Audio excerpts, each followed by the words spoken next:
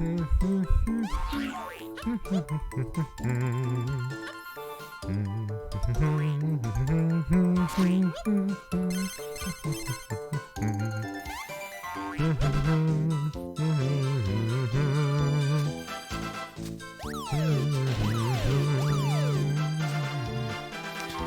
am live. Hello, hello. Welcome, welcome. I want to pull up my splits here. I forgot to do that before the start of the run. Not because I actually need to compare against them, but because my splits have very valuable information for various different little benchmarks throughout the run. Hello everyone, I am GhostKumo. This is Dragon Quest Heroes Rocket Slime, which for the first time will be doing any percent on this channel. I did 100 slime the last time we did this marathon. It was a little bit less than great because I was fairly rusty at the category, so, but yeah, this is Slime Mori Mori 2, also called Rocket Slime in the West. The only game in this series that we got, and of the three, in my honest opinion, is that it is, by a substantial margin, the best of the three. Yeah, I rented this game back out in 2016 when I don't believe there were any runners at the time. Just a few notes of old stuff on SDA, and this was kind of my baby for a solid 2-3 months. And then more people started running it, which is cool. So I'm gonna go ahead and delete the adventure log. Goodbye Kaishin music note adventure. Anyone got any names, suggestions? I'll take the first one I see that's obviously that's appropriate, and then I'll go ahead and give you the cue to get started, High Spirits.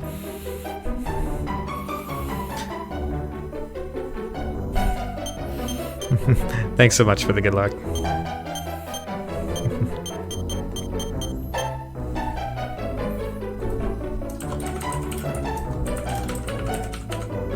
RTA.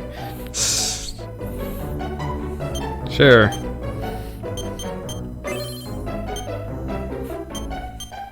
I like Slib. I'm gonna go with Slib. We're gonna go with Slib. Alright. Sorry to stall a little bit.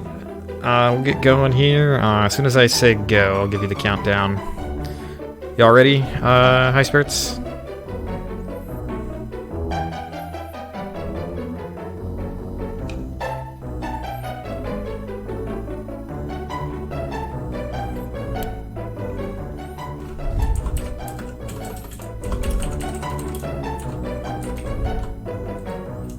Okay.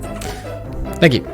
Alrighty. As soon as I say yes here, we will get going. Okay, 3, 2, 1, and go. So, this is Rocket Slime, as I mentioned. It is a game starring an adorable little blue slime, which is a different kind of feel for the series. Unlike most Dragon Quest games, which are standard action RPGs, this game is sort of this weird pastiche of a bunch of different types of games. It has RPG elements, but it ends up playing a little bit more like a Zelda clone. So here are our band of slime friends and our sister. I'm going to try a clip here, and I didn't get it to work. There's a trick there, you can skip this little intro cutscene. So they stole the warrior flute, the sacred relic from the king of Slimenia here. And unspeakable things are said to happen if you blow it, so I need to clear this off and win my prize. Clean sweep.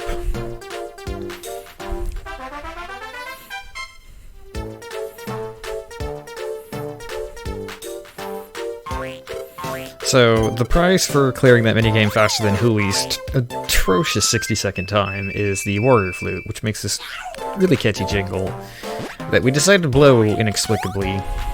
And of course that makes everyone mad, including our dad, which is the general of the army, basically, Big Daddy. In case you can't tell, all the names in this game are usually pretty silly.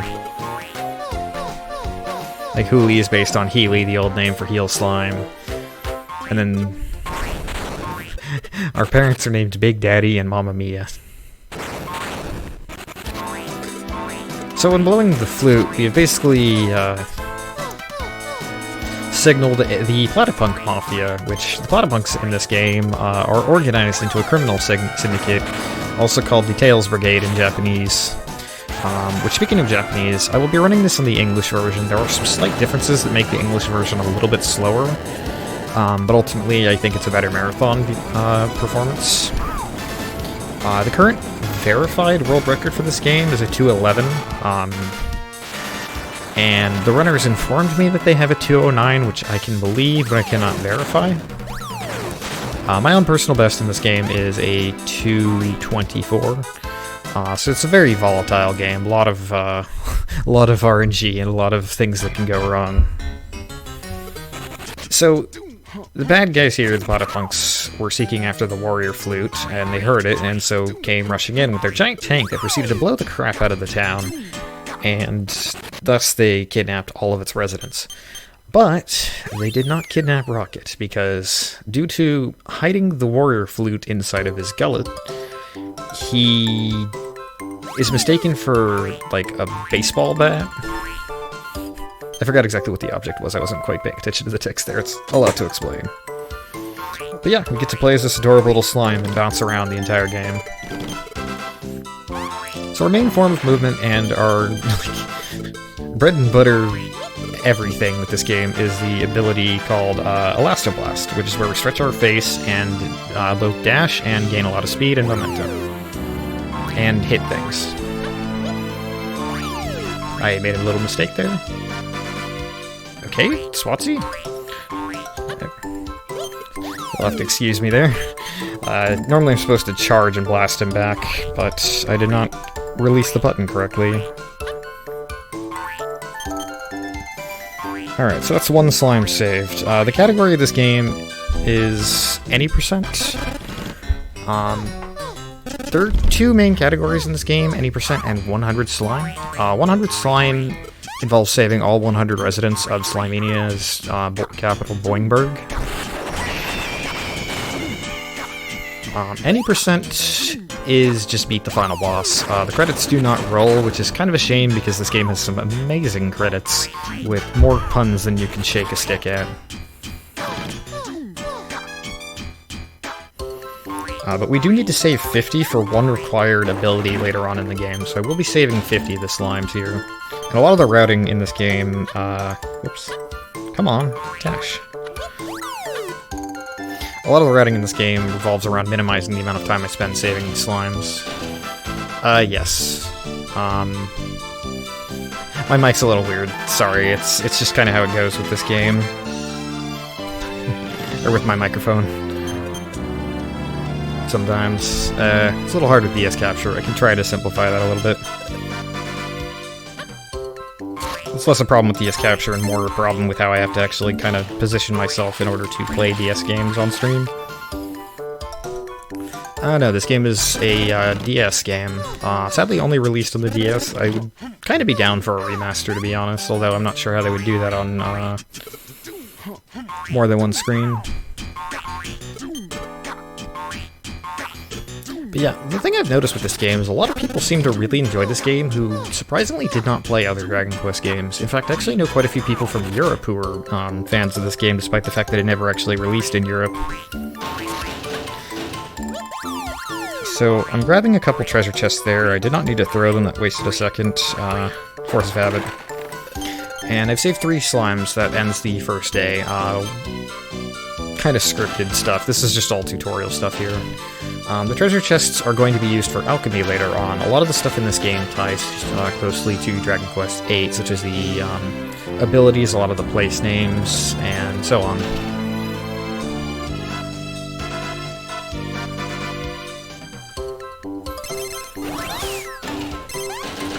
So that's the first day. We saved 3 slimes, and we kind of got started on our adventure. Yeah, the power of a non-region locked handheld. I do actually, in fact, own a Japanese version of this game, which is nice because I don't have to switch devices or anything to run it. And it is, by a slight margin, the faster version. So here you see the main reason that we're going to be needing to save slimes. Every slime has a lifting capacity of 1 slime ton, or 1 ST. And every iron ball in the town is listed with a number. There's one that I need to move that has a 50 slime ton weight capacity on it. So, as you save more slimes, you unlock more things in the town. This first one here is the church, which is where we would go to save. A I'll be risking it and not saving. I say risking it. I've never had any hardware or software failure of this game, but I have a backup plan in case I need to. But it is very slow to save in this game. Very, very slow. Thankfully, the risk of dying in most scenarios is fairly minimal. So a runner by the name of Quo, most known for Pokemon Snap and Legend of Zelda Minish Cap, he did a small bit of tasking on this game and found that there's sort of an optimal speed to be moving throughout the game, which is holding down A for about 53 frames is the most optimal. But yeah, dashing is going to be the main form of movement, so there's going to be a lot of bouncing and a lot of rolling. Estimate is 235. I can realistically do 230 most of the time, but unfortunately the final boss of this game is very prone to one-hit kills. And if I don't play it super safe there, I can end up just losing the entire end of the run and just lose like 10 minutes. It really sucks when it happens, and I hate doing it, so try to minimize that chance here. So each slime has a lifting carrying capacity of 3 items, including these rock bombs here, which are blowing up the rocks, and 3 slimes. And you can also shuffle everything on your head by pressing the L or R buttons, which is going to be useful for a few different things. So I'm taking a little detour here because there are 2 extra slimes here that really help to get. There's also a couple of rock bombs. Let's see. Also, I love the sound effects in the North American version of this game. They're different in the Japanese version. Alright, so that sent everything back off to town. Also, you can hover. That was a mispress, but yeah, you can hover in this game.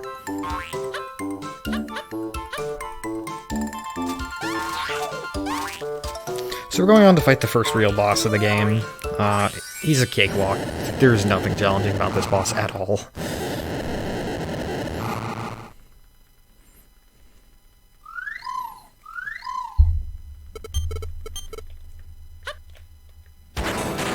If I can get some blasts. The actual fastest strat is just straight up to run up to his face and kind of side dash this way.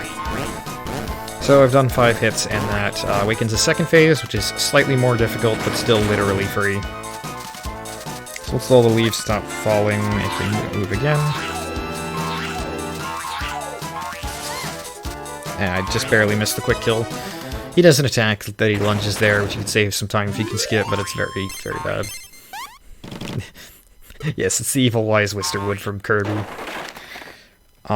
So he dropped a bunch of money, but money is useless in the run because the shop doesn't actually sell anything of value. It more sells things that are useful for alchemy. But now we've saved the, now we have to save the king. I know some British people watching would suddenly got excited when I said save the king. Anyways, so now we have to escape back to town. I don't know why stopping in town seems to stop this giant tank, which can easily mow over town, but details. I need to watch the top screen for where the rock bombs will be placing, because if they hit me, I lose a bunch of time, and I got hit. And by a bunch of time, I mean a couple seconds. It's just slightly slower. I try to minimize diagonals, because I just need to go straight left. And there we go. That is day 2.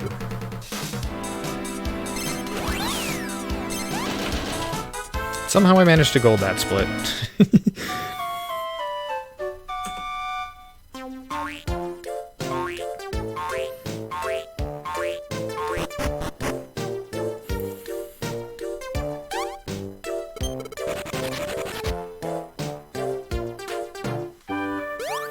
Alright, so now that we've saved his royal wobbliness, he informs us that we need to go find another area to go save some more slimes. So the area we're going to go to is a place called the Tomb of Tu-in-Schleimann.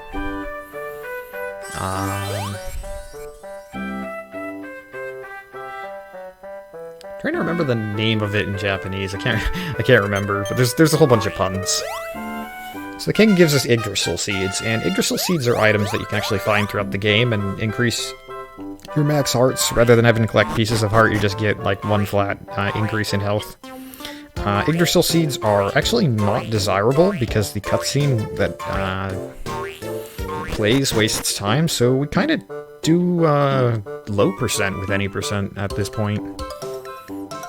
As far as everything goes, but other than ammo, which I will get into that later because this game's coolest thing is coming up soon.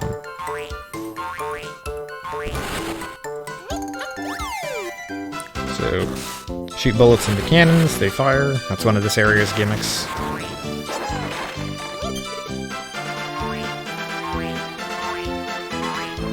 Now, one of the things the game touched on early was that every time I save a slime, they give me something useful. Or they give me an item, or a letter that has something that's supposed to be useful, so if that was a mistake, let me go grab another one of these. I am pressing the wrong buttons today. I blame work. Work has been very busy lately. I think y'all know the deal. Anyways, there's one more slime here, and this is where we go next. So one of the neat things about this game is if you enter a cutscene with anything on your head, it actually gets taken back to town immediately.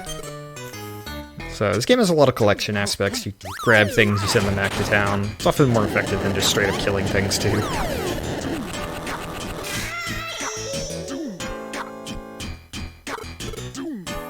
So this guy here is named Dr. Sid. That is Duck Torsid. And of course, you know, Square squeaking in their obligatory Final Fantasy references. So this is officially a canonically Final Fantasy game, and therefore it is Plexel's favorite Final Fantasy.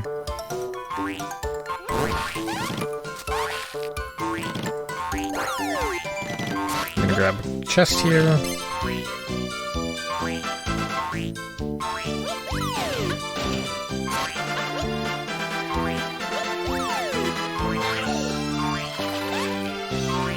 Now these waterways happen to have the fastest form of movement. I'm going to do a bit of a minor optimization here. Before I move the cannon, I want to break these rocks here. Yeah, that was bad. I want to break them two at a time.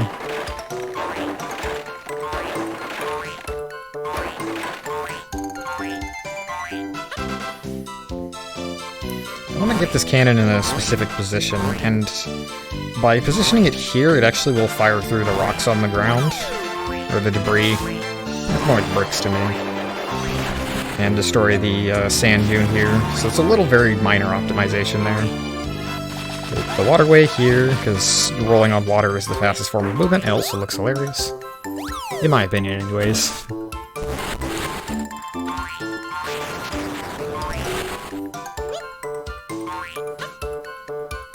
Oops, that was a mistake.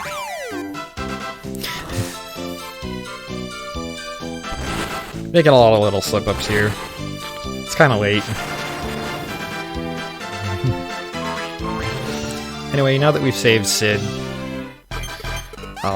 he gets informed that because he was trapped under there, he has been fired. Well, actually, he gets the message shortly, but yeah. That's what happens. So he repairs the warrior flute, and it turns out blowing the warrior flute happens to activate this giant castle that is located in the tomb of Tu-in-Schleimann.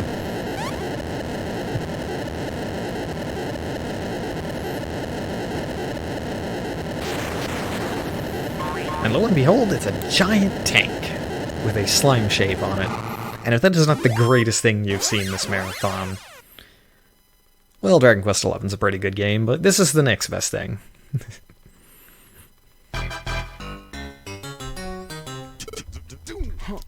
So he gets a note that he's been fired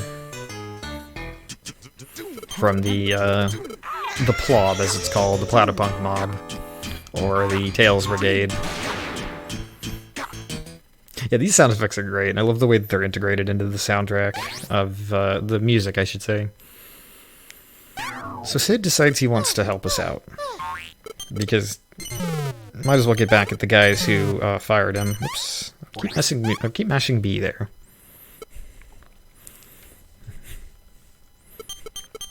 Also, he speaks with a German accent. No real reason given other than that's how he talks. Alright, so this is a tank tutorial.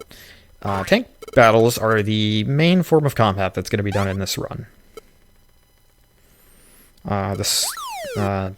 The Schleimann tank here has 100 HP, and our enemies will have variable HP, but our first little tutorial is just a giant boulder in the way.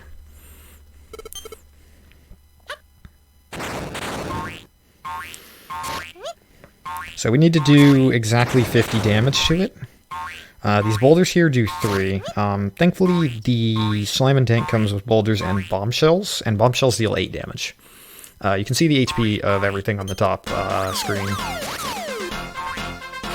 Now to note, there are 2 cannons. The high and low cannon, I believe are what they're called. And the high cannon fires things in an arc, whereas the low cannon fires things straight. For this battle, it doesn't really matter which one they fire out of, but for other battles it does matter because the lower cannon takes a little bit less time. So, how much do I need? That's 12, 18, I just need 1 bombshell. There we go.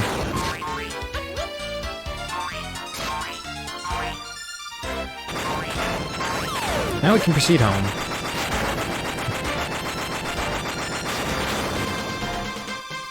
So I'm just gonna sit here mashing B. We got 1 bullet, no luck. If I keep mashing B, there's a chance that I zip off the screen, and it's really funny looking. I did it.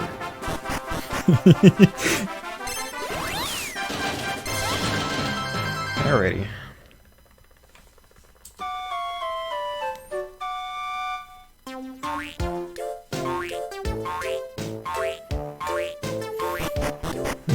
Thank you, Geyer. Thanks for the raid. Thanks for the have fun.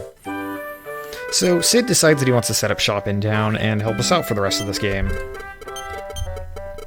And he offers a means to work on the Schleimann tank. But before we get anywhere, we're going to have to actually do some real tank battles. One of my old strats was actually to talk to this shell slime here, because he gives a really useful item. Unfortunately, it takes too long, and this game is too random for it to amount to tangible time save in most runs.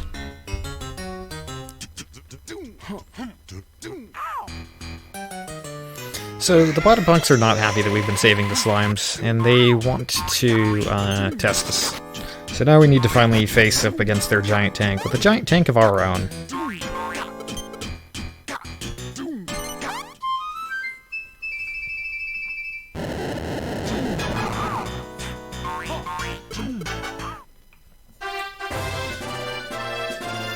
Prepare to quack up. So this tank has very weak ammo, and it only fires out of the top cannon, so it's a very, very easy fight.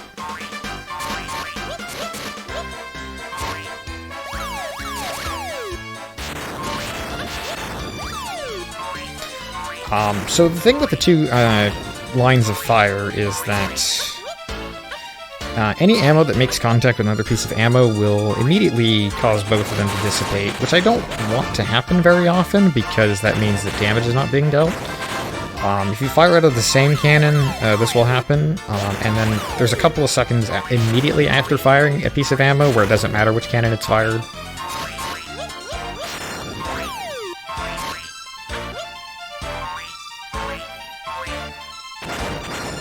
So I'm going to actually wait for these pieces of ammo. I'm going to grab this bombshell here. I'm going to fire a couple more boulders as insurance.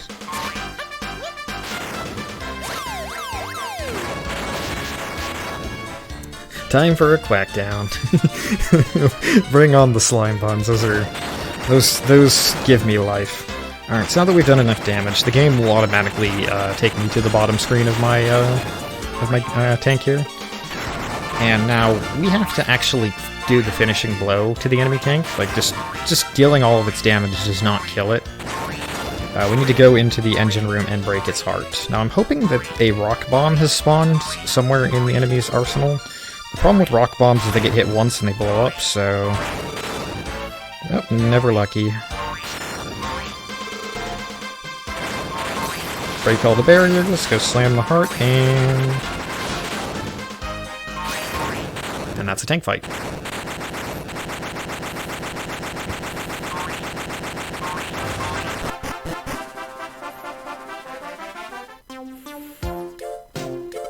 Alright, so now no longer can the Platypunk mob just, you know, have carte blanche to do whatever they want with our town. We have a means of defending it.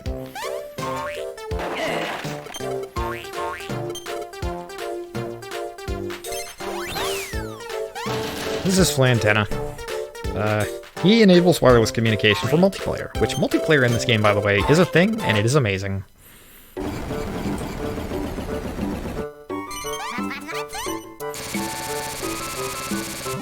I'm not going to bother with my ammo just yet, because I have a few things that I want to do on this next day.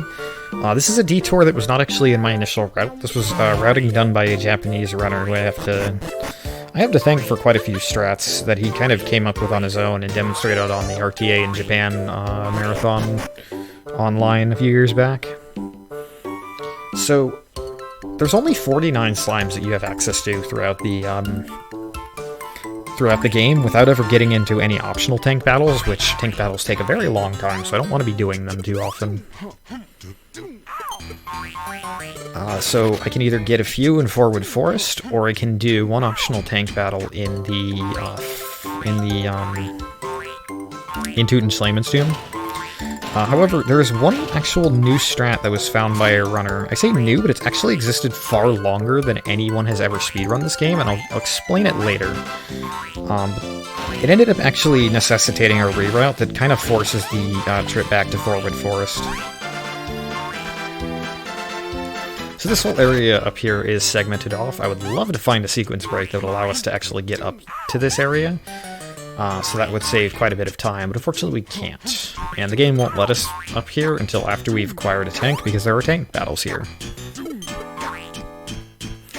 It's actually legitimate multiplayer. It's unbalanced as hell, which means that anytime I played with my friends, and yes, I have been able to talk people into playing multiplayer in this game with me, we ended up devising several house rules, such as a limit on certain items and a complete ban on certain other things.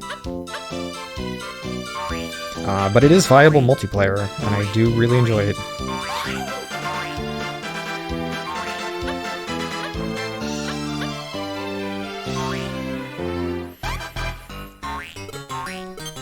So this is not an all slime run, this is a 50 slime run, which is the minimum number of slimes that it takes to get to the final boss. Technically we save, I think, 54, 55, but those are not needed to beat the game. Like I said earlier, it's a low percent. There are two optional slimes that I do save because they give me really good stuff.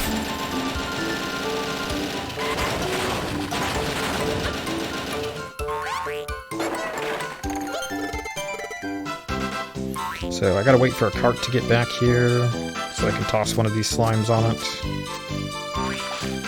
Oh wait, they don't spawn. Wait, what am I doing? I'm being dumb. Ignore me.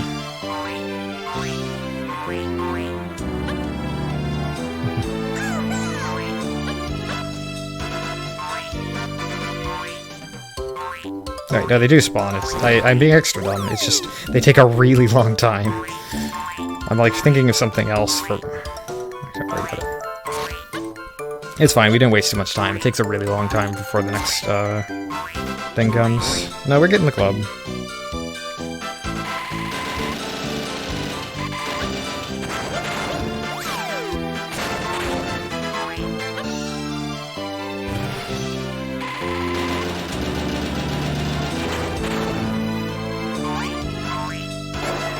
Alright, so now we saved 3 slimes and I've got myself an Oaken Club, which are all good things.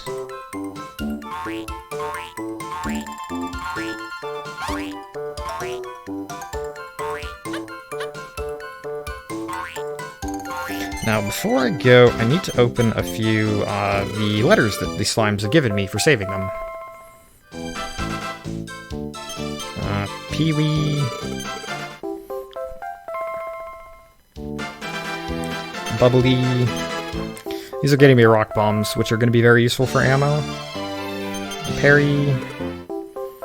And then Flantenna, who was the most recent save from the previous day, will give me an oaken club.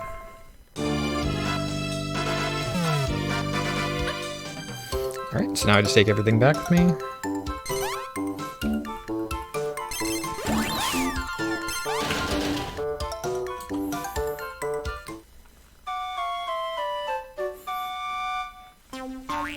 But I'll get to what I was alluding to just a bit later. The reroute involved a strat that was really cool and brought to me in a very unexpected way, so stick around for that. It's pretty cool. It's about 20 minutes down the line.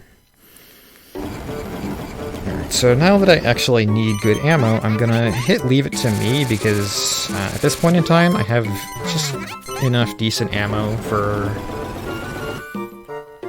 Sid here to fill my inventory with actually good stuff, and I won't have to menu very much.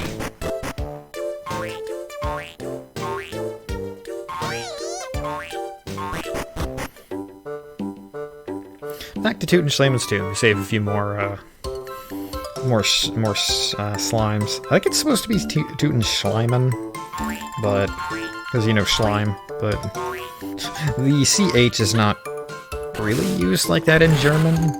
So, I'm not sure what it's trying to allude to.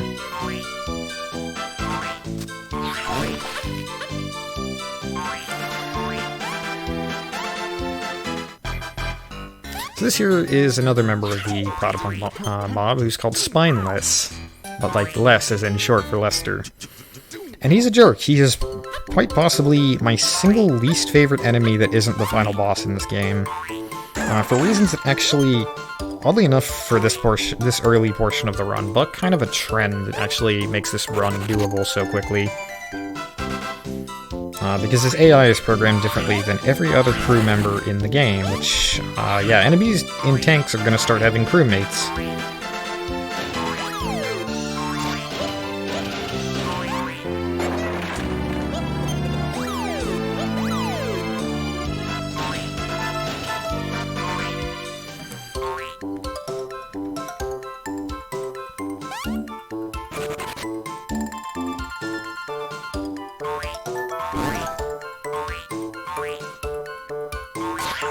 I'll make sure I save this slime before I have these pixies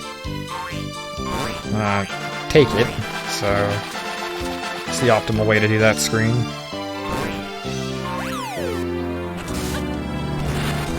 Down here is one more slime.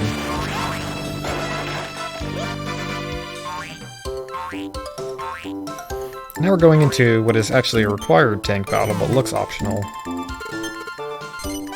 And it's very easy to accidentally say no to things because the text advance button is B, which is the cancel button.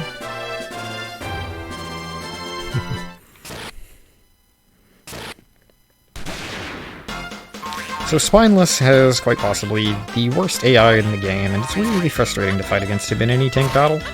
So, can I get a few bless RNGs in chat, please? I won't ask for too much of that in this run, but the next, like, 3 battles of this game are just awful.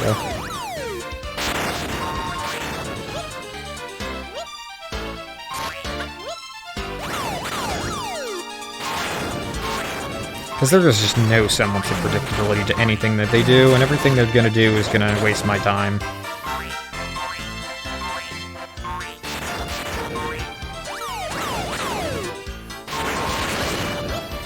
Out of the first 6 pieces of ammo I fired, only 2 of them connected. It's one of those kinds of fights.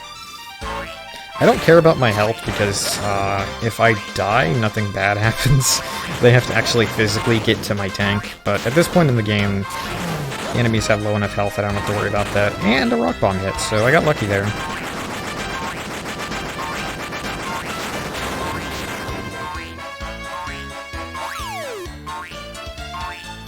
Alright, if a rock bomb spawned, I'll be in good position here.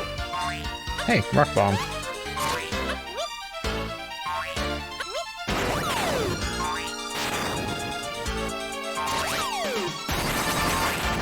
So rock bombs have the unique property of being able to break multiple of the shield barriers in an enemy engine room. Excuse me.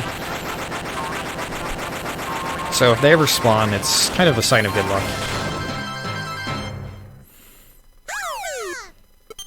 Alright, so this is Curate Rollo. So we just got a Girder, which does 10 damage, and Rollo, who gives me a releaseful item. So the ammo that we're going to actually get in the run is fairly weak, but I want to actually still collect ammo, because in the final battle of the game, I have to use entirely my own arsenal. And I'm going to have a fairly weak arsenal, but I basically am going to use whatever I can get.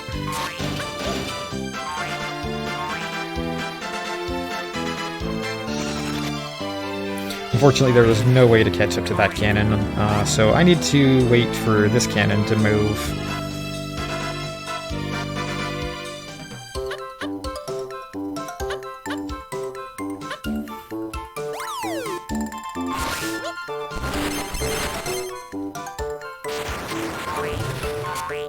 Also, there's mimics in this game, because why not?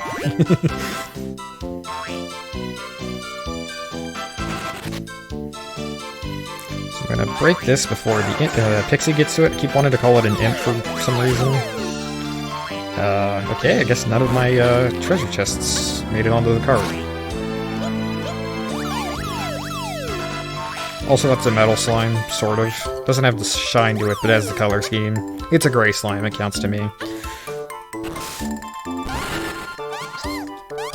I forgot I hadn't fired a bullet through there. My bad.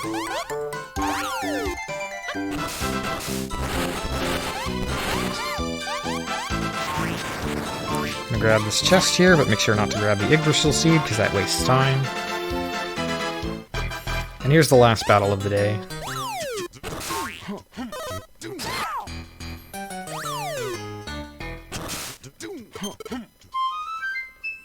So the empty chests are going to be gathered because later on I can combine them with Chimera Wings, which are plentiful in the next area, and create shurikens, which fire really fast and do pretty decent damage relative to the other stuff that I can get in the game.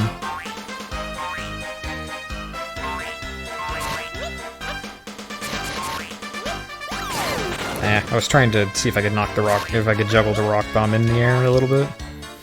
Thankfully, this fight's a little bit easier than the last one as far as randomness goes, because the enemy only has one character who can fire instead of two.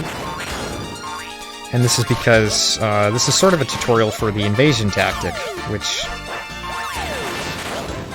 enemies can just invade your tank and just destroy things, and every time they break one of the generators, it actually...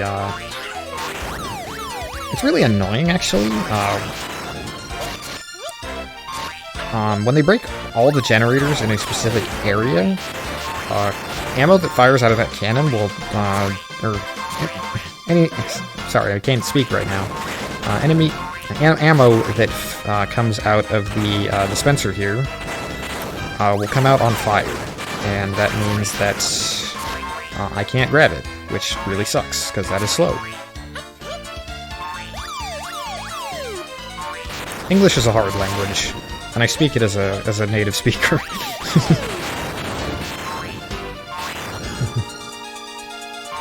Okay, that actually should kill, so I'm just gonna book it to the enemy tank. Oh, nope. Never mind. That is not enough by just 1 point of damage.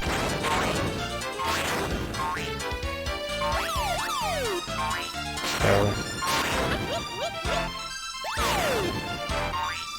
grab some stuff to fire out of the top cannon. There is no possible way that Cacti Ball can fire 2 pieces of ammo rapidly enough to dispense with those 2. Please? Okay. There we go. Ooh, a rock bomb. Matters more on this one because he has 8 shields instead of 3.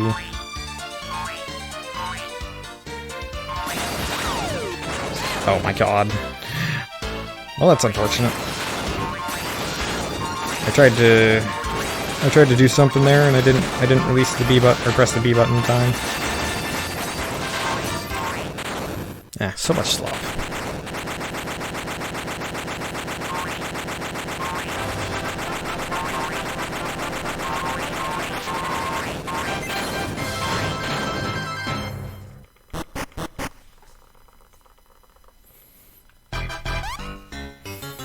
Alright, so that's day... what is that? Day 6? The days are going to start getting progressively longer. And somehow I still managed to gold that from good luck elsewhere. If I had actually fired that rock bomb properly, I would have saved like 10 seconds.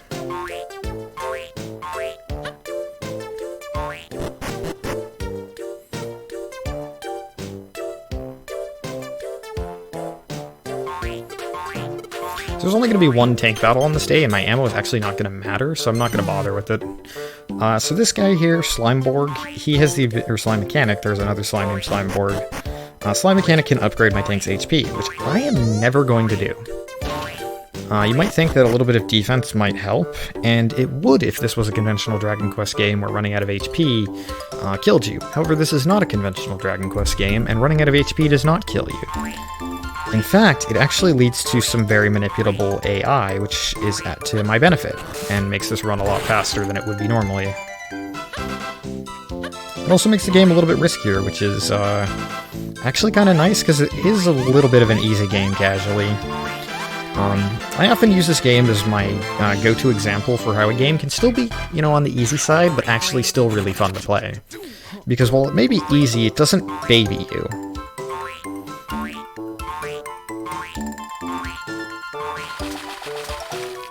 Like, it expects you to learn it, and then when you've learned how to play it, it's, you know, good fun.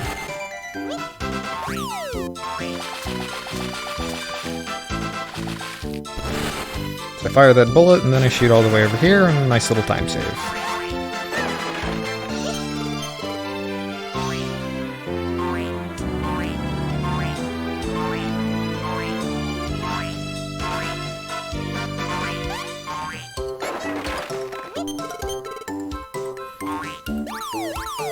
I'm going to dispense with those two immediately, because there's going to be, like, several more on this next screen to save.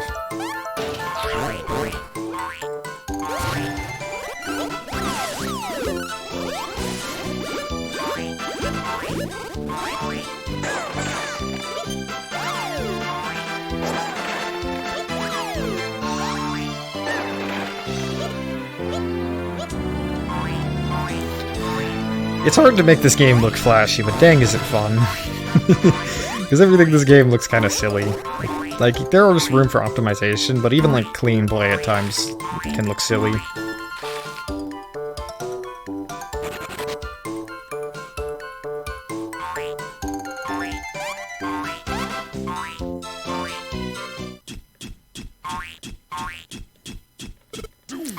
So this introduces Slivel, the slime rival character. They tried, I think this was around the era when they tried to have a Shadow the Hedgehog type character in every game. He doesn't work, but he is fun, I'll say that. Alright, so this is absolutely and unequivocally the single worst fight in this entire video game. For the many reasons that I mentioned that I hate the cacti bomb. So, unlike what I've been doing for most of the rest of the game, the enemy is going to have better tank ammo than I have access to. Or at least they start with it. I will still fire some of my own ammo, but instead I'm going to be using invasion stress. And brushing my head up against the gate here is good because I can sometimes get 2 hits instead of 1. Now, these iron balls have a 1 on them. If I stack 3 on top of my head, they all combine into a 2, and the 2 does double the damage, about. It goes from 26 to, I think, 55, so a little bit more. The other thing is I deliberately want my tank to get hit.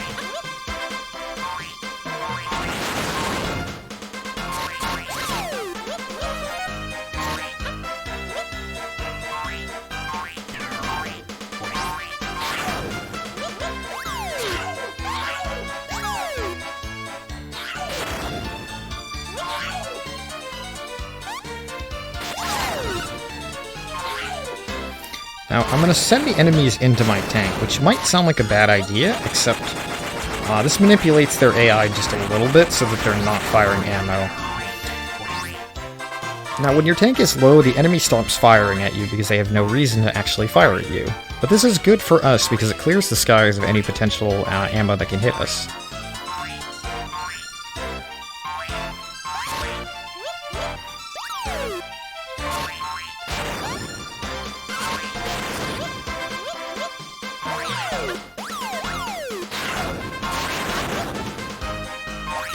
Unfortunately, it doesn't do that job perfectly in this fight. It does it in every other fight in this game. So I need to head back to my engine room, because if this guy gets to my engine, he will blow it up. And that is, of course, no bueno. Alright, I'm hoping at least one of those iron balls will hit, but if it doesn't, then this fight's going to be several ticks slower. Ah, there's one. This is why I hate Khaki Ball. And we got one of them off, which is still pretty decent.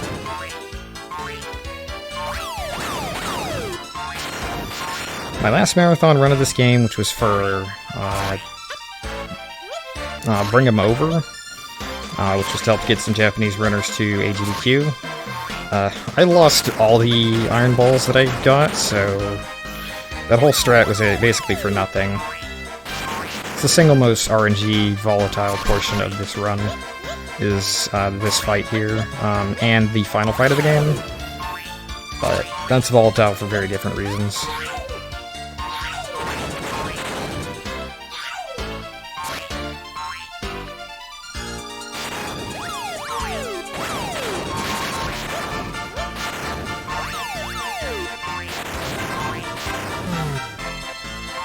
And you had to fire an iron ball, which is the slowest firing thing in the game.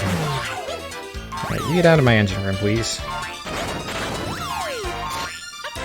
I'm going to take this rock bomb, and this rock bomb is going to actually help me for breaking the shields. So kill the boss, and there. I should be able to go kill the tank. This has been a surprisingly decent fight. Sometimes this can go really, really wrong.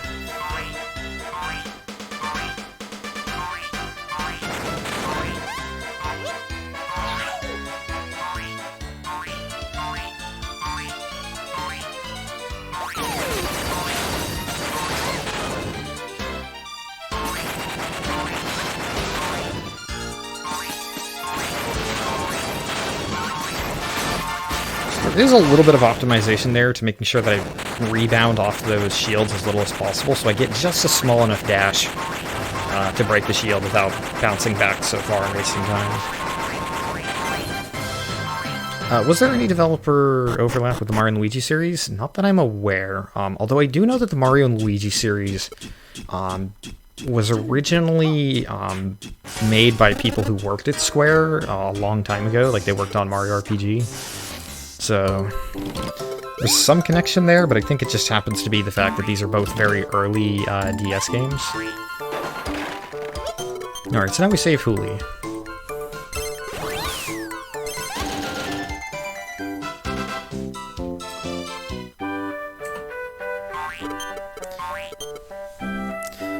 The other thing is, a lot of the sprite work in this game is recycled from Slime Mori Mori 1 from the Game Boy Advanced.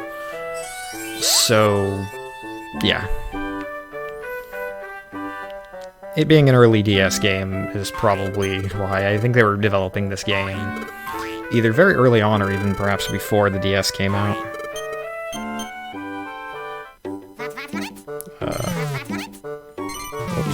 So I want Blubber, Bluperior, and Swatsy.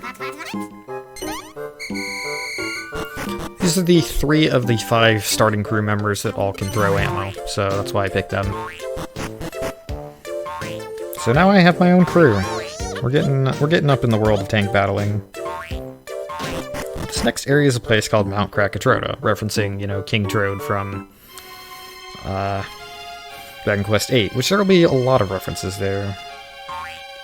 Hence the music even sounds like a slow version of the Crackpot theme. Or Crackpot, the Alchemy Pot theme. That's what they call it. They call it the Crackpot in this game.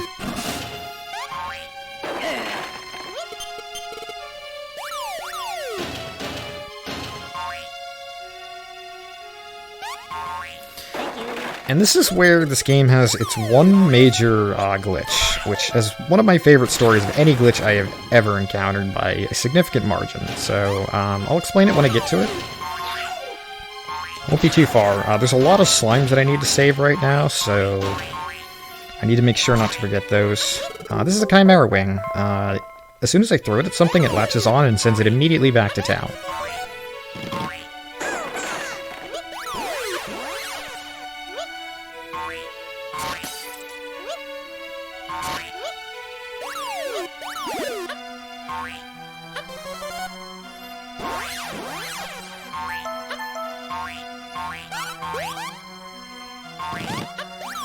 Side note, I love that bounce sound effect. So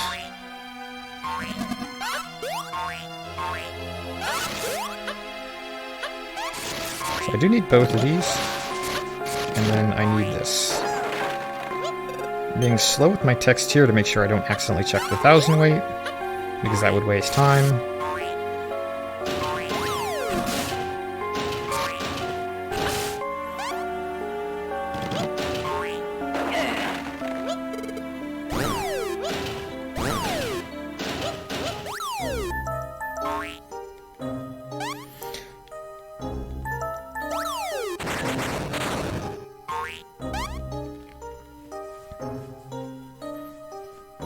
Now, before I go any further, let me give some backstory on this skip. It's on this screen right here, but I need to go a little bit further to get several more slimes, otherwise it would be pointless to do the trick now.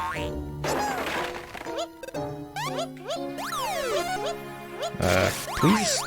I didn't mean to throw it at you, stupid imp. And these are actually imps. There we go. So, I streamed this game once as a D-Rust a few months ago. I think it was September or October. And a person came into my chat by the name of Gooply. I'm not making this up, this is actually his name. Like, this is, you know, not a pun, not a reference, nothing.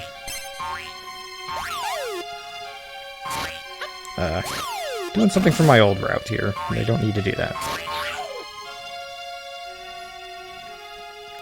And after I finished a run that ultimately did not, you know, result in anything meaningful, he explained to me a trick that he had found a very long time ago, like 2011 or something like that.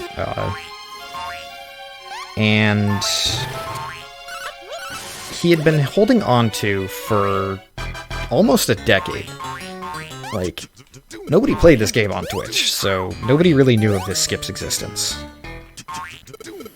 And he just happened to randomly find it, held onto this info for 9 years, came into my chat one day, and informed me of its existence. And it is one of the most baffling skips I have ever seen, because the explanation for why it works is really silly. It has to do with just very bizarre collision with loading zones and zips.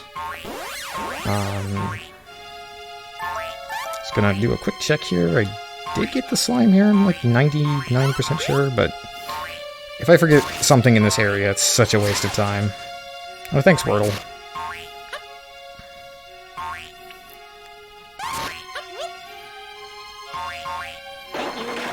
I always forget, like, a slime in this area.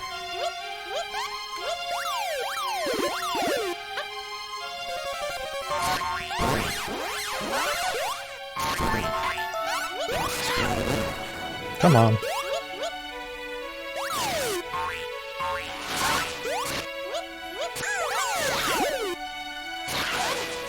Alright, so this is Gooply Skip, which we have effectively named after him, affectionately named after Gooply. So, yeah, this makes no sense.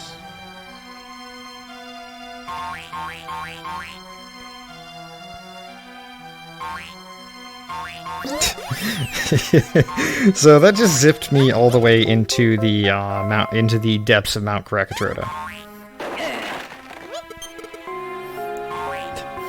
And that skips a mandatory slime tank fight. So it skips what is otherwise considered essential content of the game, and our first battle with Slival, which is a very annoying and time-consuming battle. So yeah, that skip is really nice. It saves about 2 minutes. It would skip more, but we still have the slime requirement. If there was a way to skip the slime requirement, it would probably save like 6 minutes. Maybe like 5 or 4.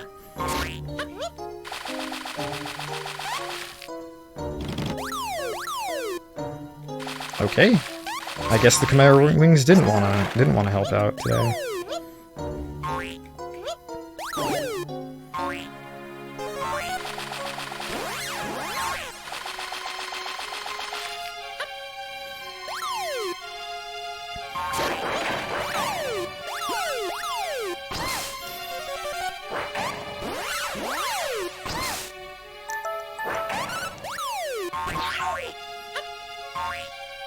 These living statues here have 1 HP. Now you can just throw a Chimera Wing at them, but that's the fastest way to kill them, is just attack them.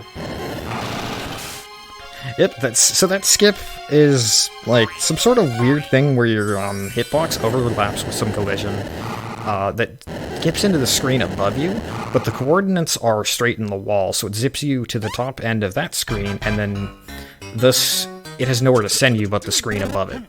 So you just skip past the locked door to the mountain of Mount Krakatoa here. So I don't need the key, which I get from Slival. Anyway, this jargon here, his name is Crackpot.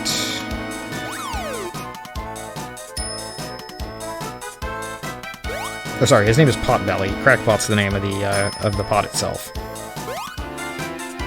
And he is giving me nothing. So this is the most random fight in the game. Ideally, he drops 3 rock bombs, which is the preferred amount, because then I can do this. The Chimera Wings are the slowest way to damage him, so I only want to use those once he's low. So he'll sometimes drop fire water, and that's good. Sometimes drop healing, which is useless. Double rock bombs, heck yeah. Alright, this should get a quick kill.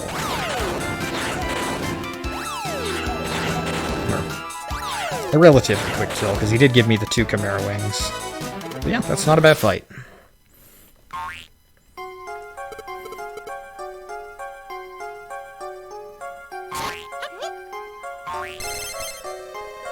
I made a slight mistake here on menuing, but that's fine. I was supposed to go into my menu and load some letters. But yeah, we're good, because I have all the slimes that I need to save up to this point, which it is very easy to forget a slime on Mount Krakatoa.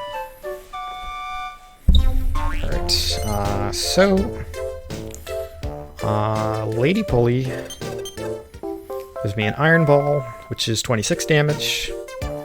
But I still have Flampa in the notes, we actually skip saving him. Itsy.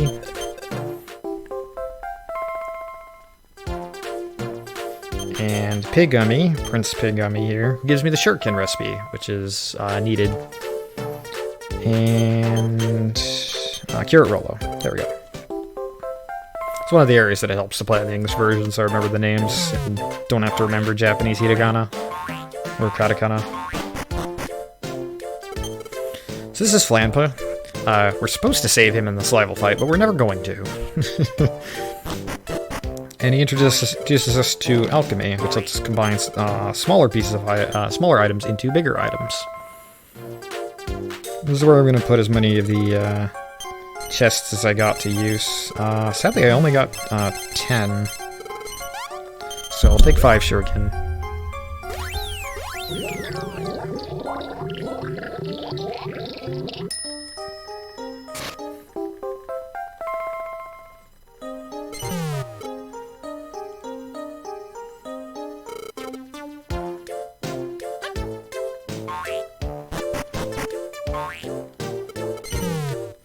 And I mashed B too many times. Because talking to things is pressing B. And skipping things is pressing B.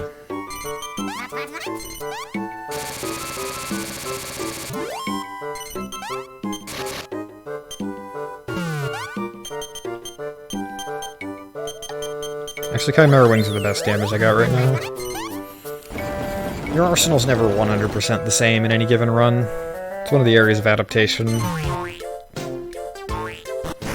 Alright, so you might have noticed, but since we skipped a tank battle, that last area had absolutely no tank battles. As such, the next area will in fact have 4 of them. And this is also where our little sister, Bo, was taken.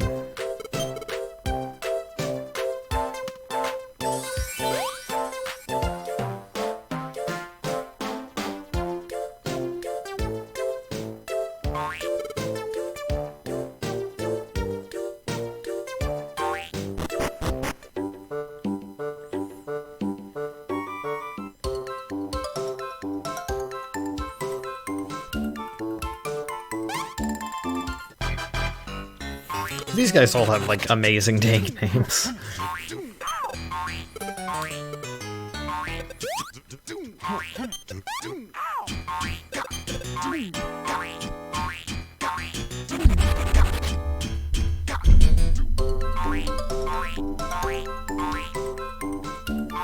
And before I go, there were 2 slimes tucked away over here, which I need to save.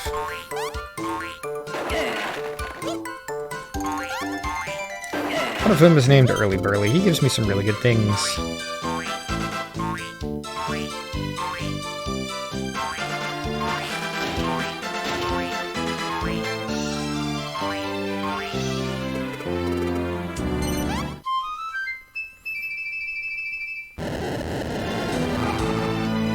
Do we use crewmates? Yes, actually. I have a full crew here.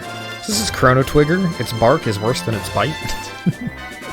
This is like the weakest of the 3.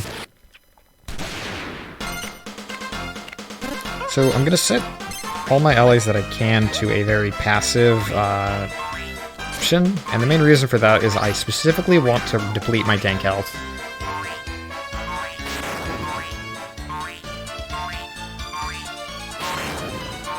This is entirely for AI manipulation purposes, so that they stop firing at me, so I don't have to worry about throwing ammo into very crowded skies.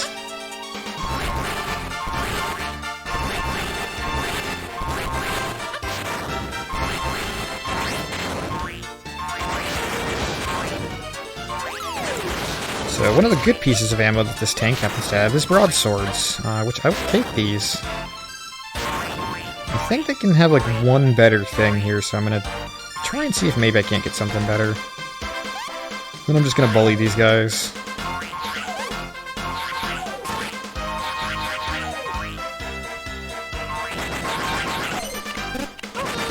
So I do need to make sure that I set my allies to fire ammo, because if they don't, then I'm just straight up losing time. My own ammo's not great, but it gets the job done. No, there is a Dragon Quest Mystery Dungeon game called, it's called Torneko: The Last Hope.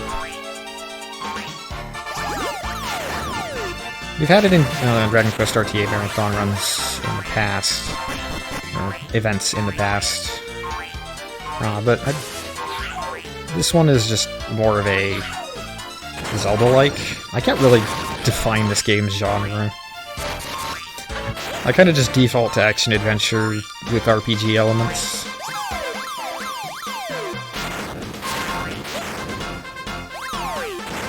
Alright, so one more piece of ammo should do it. Unless I can't map. No, yeah, I need more.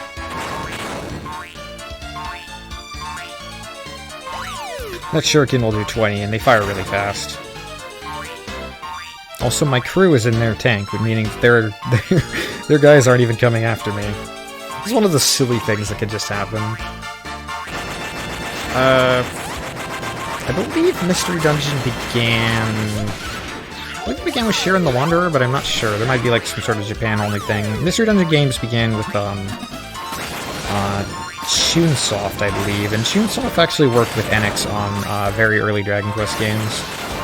They're kind of one of the unsung names in Square's long line of affiliate developers. They used to work with Chunsoft quite a bit.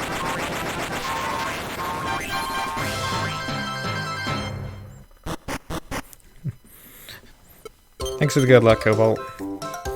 Sorry, I do have to focus a lot on this DS that is down on my lap right now instead of on chat, but I'll try and keep up with some of you guys. Okay.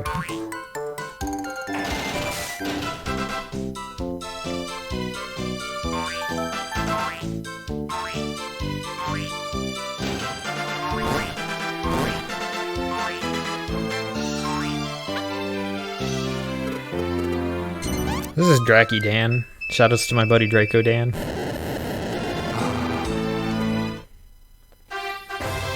And its tank is the Pyromaniac. It doesn't fight fair, oh.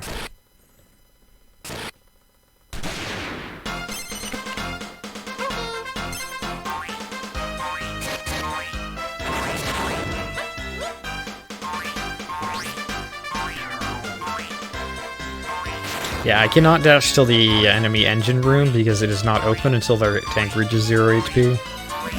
So this tank's gimmick is that it fires spooklier bombs, which those go through normal ammo, and thus are very, very hard to fight back against. The trade-off to this, which would otherwise sound like a very overpowered piece of ammo, is they only do 13 damage. Which is good against me, who has only 100 HP, but not very good in any other situation.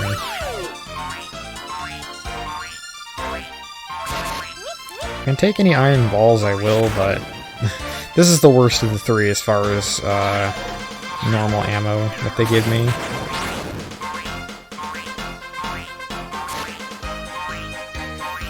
Okay, I'll just take these with me.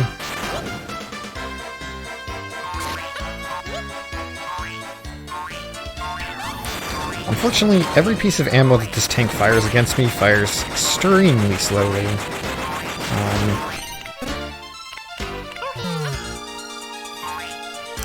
I don't have to worry about the spooklier bombs, thankfully, because everything fires just through.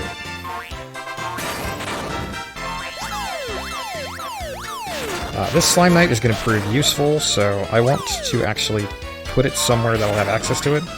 And I just blubbed on Baron Blubba here, which is not good. So the Slime Knight gives me a sword.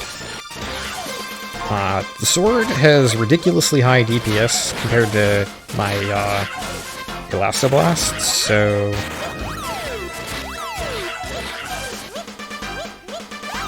I can also juggle things by throwing them and hitting them.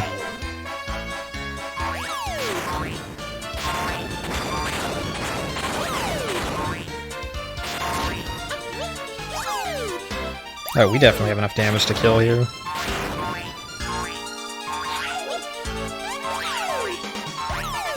Get out of my tank.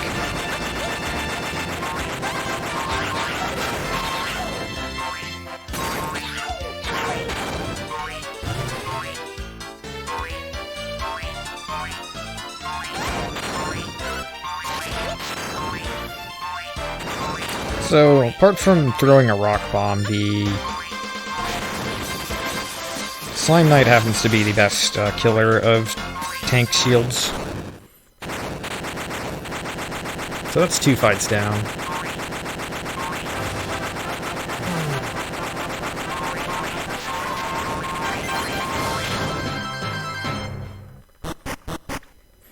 And he gives me a Spooklier Bomb, which is kind of crap, but we'll deal with it.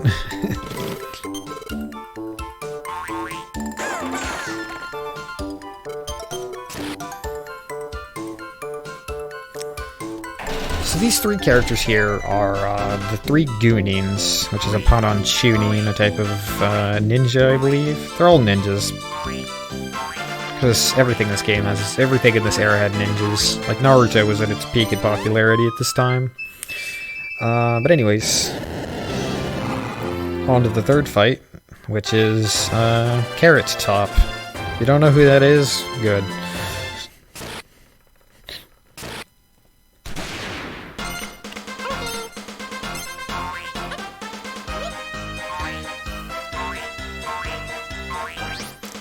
But the three Goonings are the ones who will teach me the ability to break crystals, which is the one required ability that necessitates saving 50 slimes. If we could skip past this one single screen, we'd probably have the ability to cut like over an hour off of this run.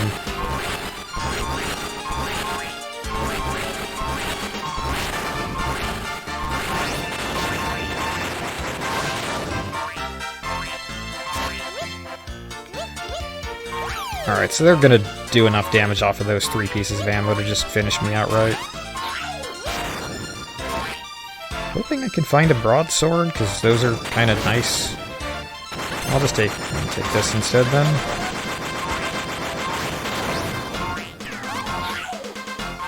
takes 2. I'll set my allies to offense. There's a lot of tank fights in this game that I need to make sure I set my allies to offense, otherwise I am wasting out on damage. Get out of my tank, please. That is one thing that is unfortunate that can happen. If an enemy is on your head for too long, they kind of attack, sort of. The other thing I need to watch out for is my crew loves to go after enemies, which means that they're not firing damage, which means that they're wasting time.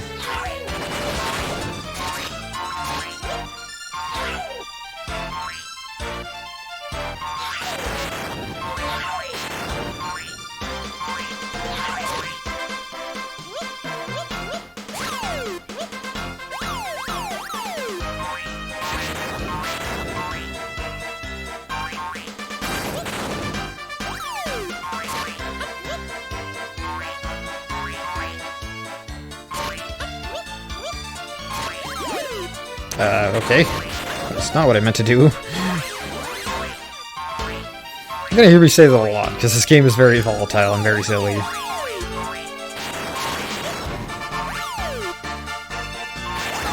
A couple more pieces of ammo should do it. I think this iron ball will be enough to finish. Or not.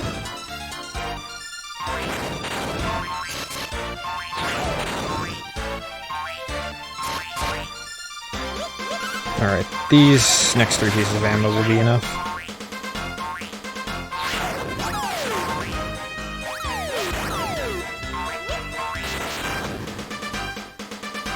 So, unfortunately, I can't go on offense right now because they're kind of in my engine room and can kill me.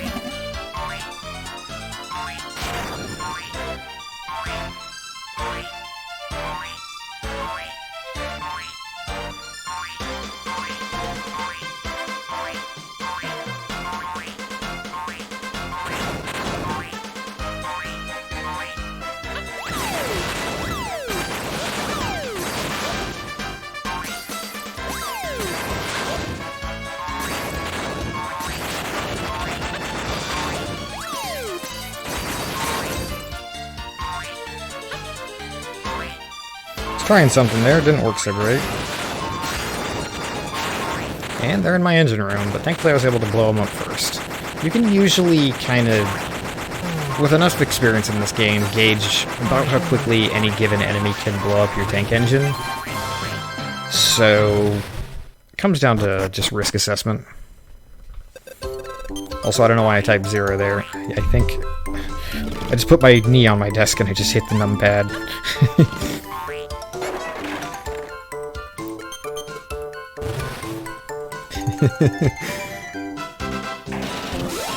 Ready.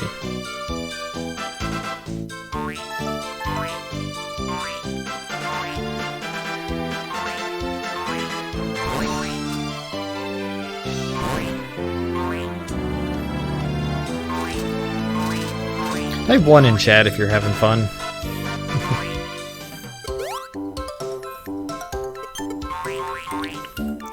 Alright, so this guy is definitely not going to be fighting us. Instead, it's going to be our old pal Slivel. Slivel, sorry. Losing my voice a little bit tonight.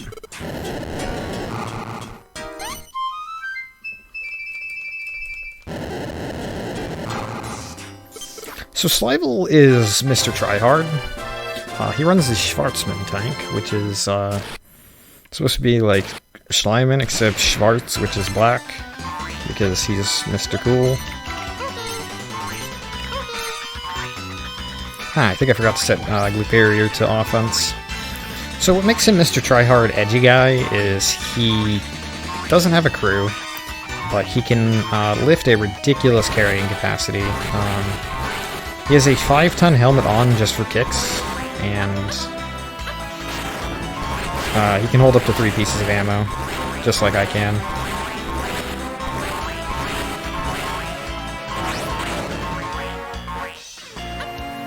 Also, in 3 pieces of ammo, he has single-handedly killed my engine.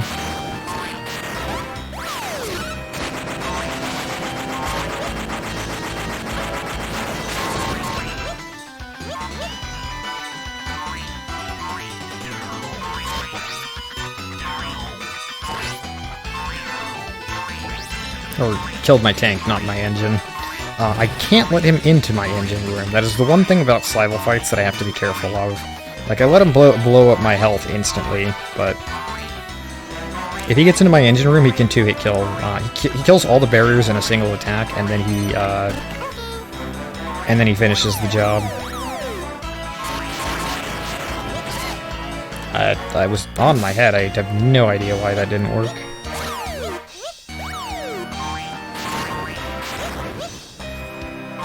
This is one of the rare, weird uses of the... Come on, Blower. One of the rare, weird uses of the Chimera Wing, which is that it sends enemies back to their tank if you hit them with it. Little known fact, it's a good defense mechanism against players and enemies who like to just, you know, invade. It can come in handy in very specific niche parts of the run.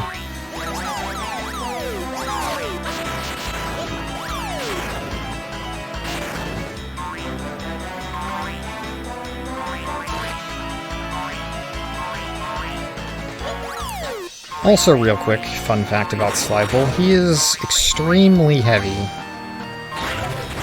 as I was saying, because he has a 5-ton helmet. So I only have a few frames after I grab him to throw him before he just straight up is too heavy to carry. And then he just falls off, and it's really obnoxious.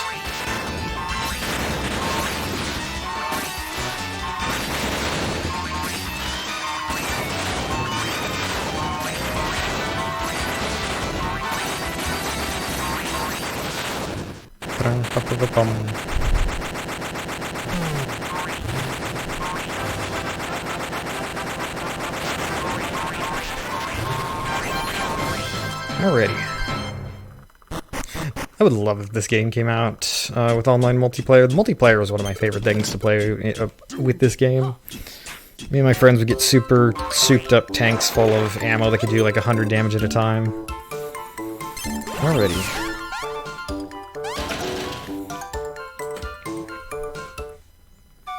So now we have saved 45 slimes.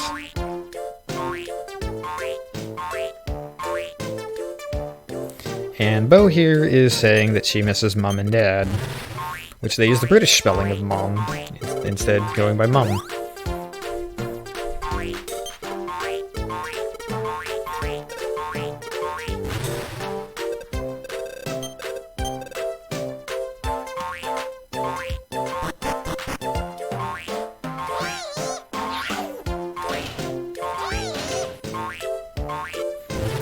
Big Daddy. So next place on our radar is an area called My Bluff. There's a similar name pun in Japanese that I'm forgetting. I forget most of them.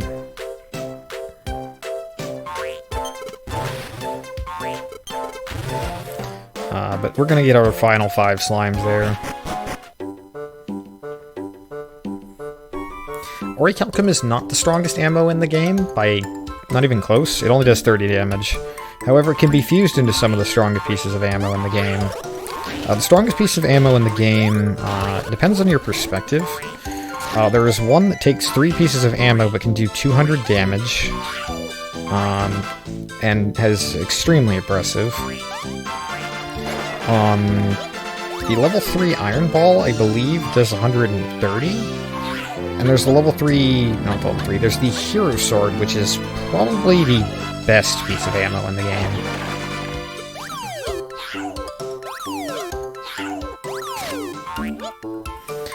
Hero Sword does 120 damage, and you have to hit it with 3 pieces of ammo to knock it out of the air. it also fires pretty fast. There's meteorites, which fire extremely fast and do 90 points of damage. Kafrizzles, which do 90 points of damage, and rain hellfire on the enemy's cannon room, making it really hard to fire ammo. And then there's Metal King Shield, which is the best defense in most situations, but there's also Mirror Shield, which reflects a piece of ammo back at your opponent, meaning you can just straight up no you on any piece of ammo in the game, pretty much.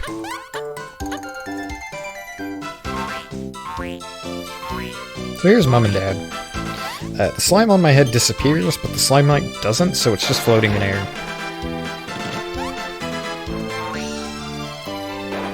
Level 3 rockets fire really fast and do 110 damage. I think they fire faster than Hero Sword, slower than Meteorite. Metal King Shields block 5 things. Mirrors block 1 item. There's Special Medicine, which heals 50 HP, and Chili Peppers, which is an underrated as heck item because it basically just nukes the entire sky and just burns away every piece of ammo in the sky. I was talking to Daddy too long.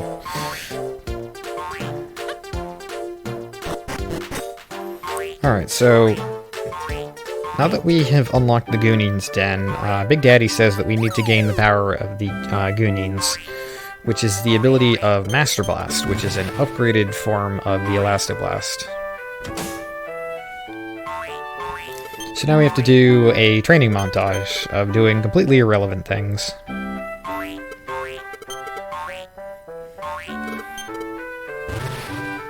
First challenge is we need to get enough firewood to heat up Dr. Sid's bathtub here.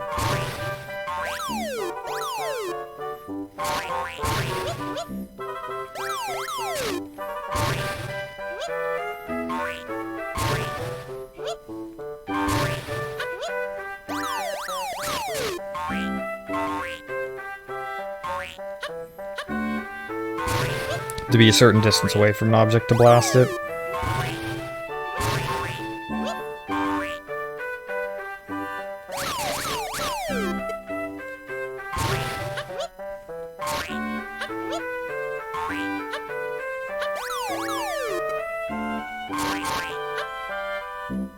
Somehow I didn't grab either of those.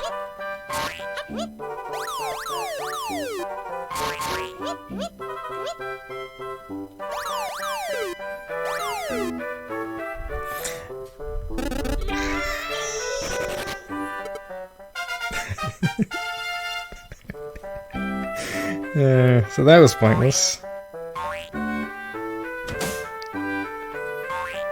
So this is the worst one because it's the most random. He turns into a bunch of a bunch of log no jutsu or whatever. The whole like classic ninja comedy thing, and I'm getting really good luck here.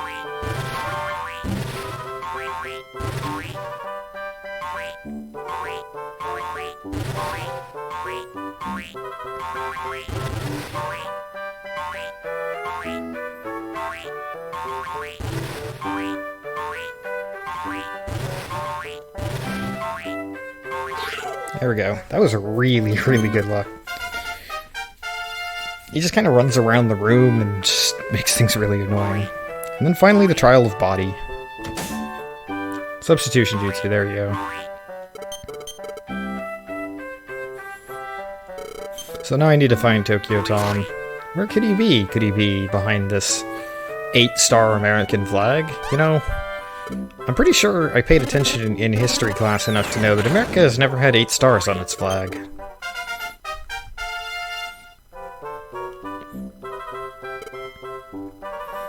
So, in doing all that stupid tomfoolery, we have gained the ability to break crystals with our Elastoblast. Go, Goonies!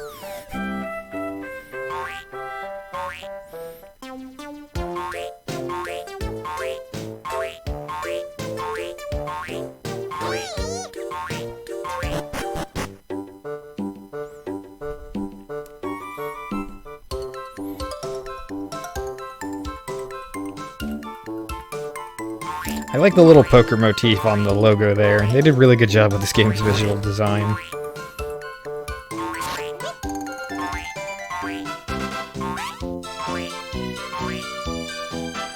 So now I've saved every slime that I need to for the rest of this run, other than like ones that kind of just get saved with you.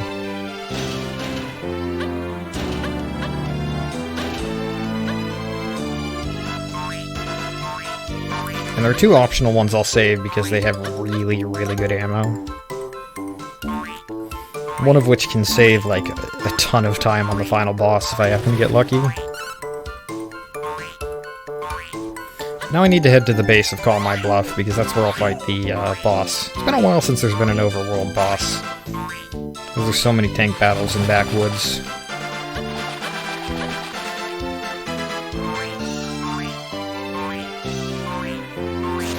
That one crystal right there, if we could skip past it, would save a bunch of time.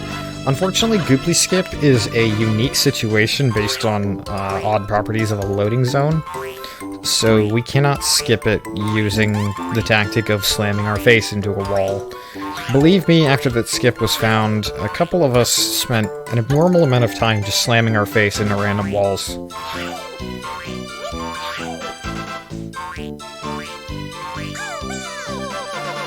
Also, this is the world's worst rope burn.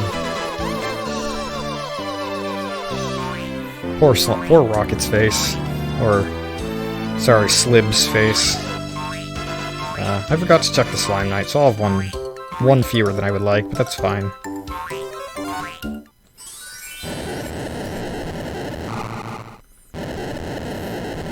There's nothing wrong with this game, you shut up. This boss here is Harvest Loon. There are a surprising number of optimizations in this fight, but it is still a fairly random fight. He gives us a Slime Knight like an idiot.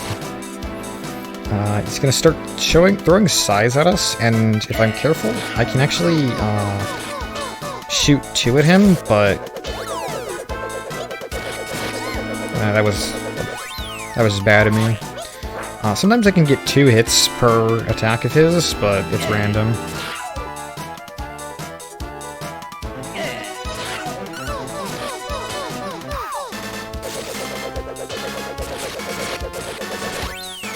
And if I attack it 3 times, I get a little bit of time save on his health scythe here. Dang, never lucky.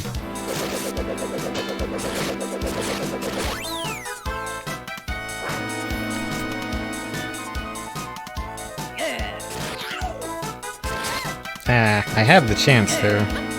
I missed a hit. I couldn't get the darn Slime Knight.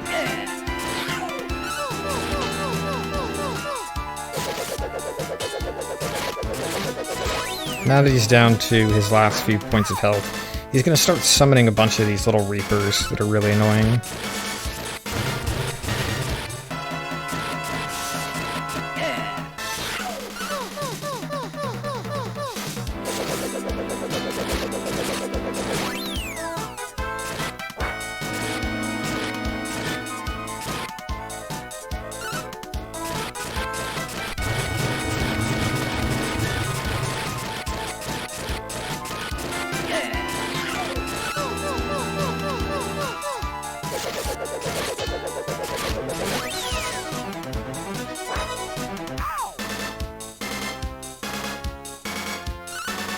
And this is about the slowest Harvest Loon that I could possibly get, including a mistake.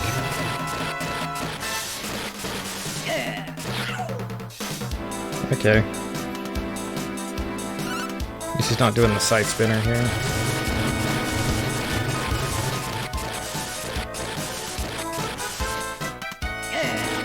And dead. Core slimy. Core slimy. Sorry, it's a little too late to do my best Yangus impression. Now the cool thing about Harvest Loon is he gives me the health scythe. And this is Flabbit playing Cisco. Unlike in a certain other game, he's kind of actually useful for a long period of time.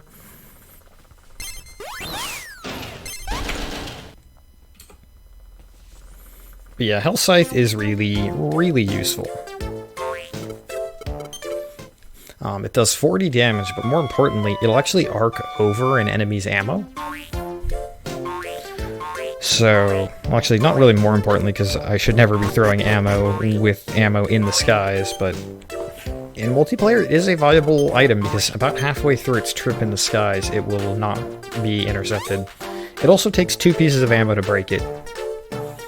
And speaking of break, this is the longest uninterrupted doing nothing section of the game, so I can set my DS down and go get a drink of water or something for a little bit.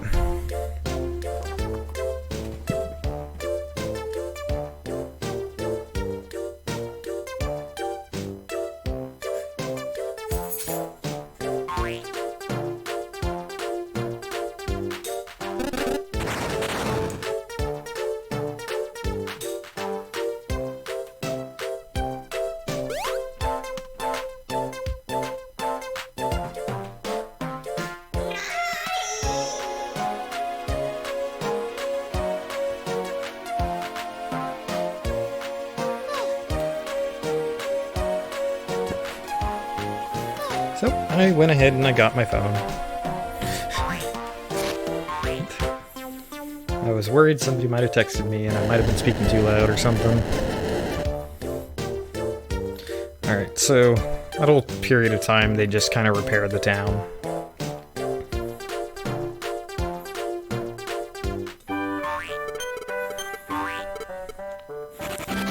So, the Goonians have discovered what the heck the Blob are up to. They're trying to find a dark flute. That kind of matches the warrior flute. And this one is said to reveal the Dark One, which is a bit ominous.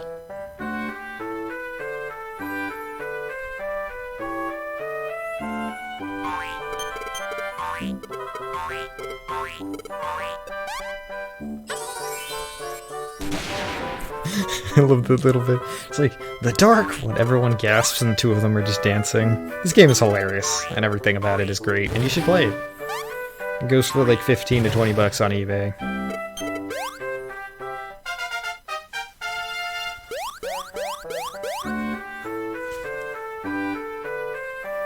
So there is one tank fight in this area, but it's Slival, which means my ammo doesn't matter that much. So I'm not going to upgrade my ammo just yet.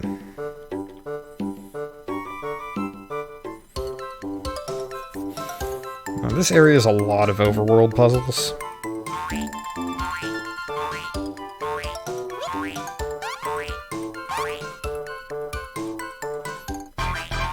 The first of which is these statues, which I haven't talked about because we skipped the tutorial for these. Essentially, I need to stack a certain set of items on my head.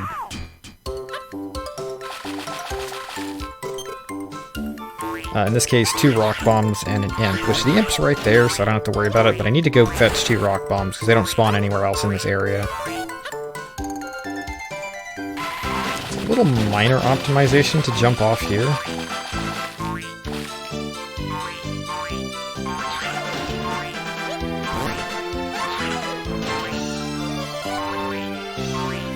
There's another speed strat here that a European runner by the name of Cruel taught me. Just to fully charge an Elastoblast to dash over 2 of those. And that poor slime is going to go unsaved because we got to go fast.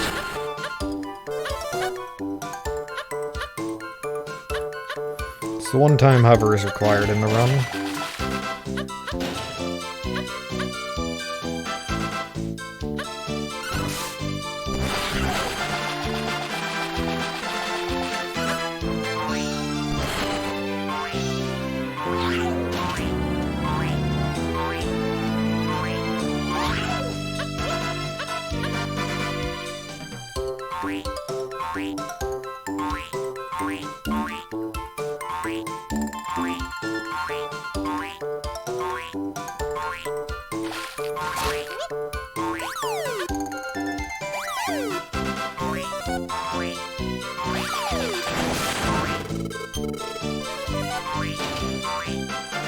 I'm gonna take this imp here because I'm gonna need it in a moment. And this body punk.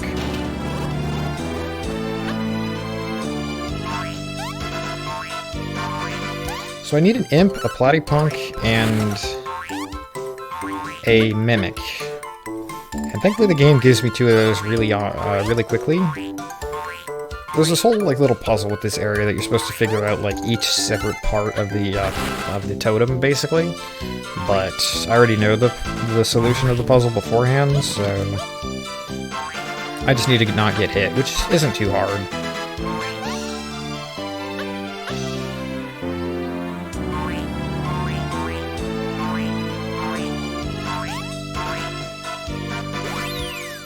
And that's the solution.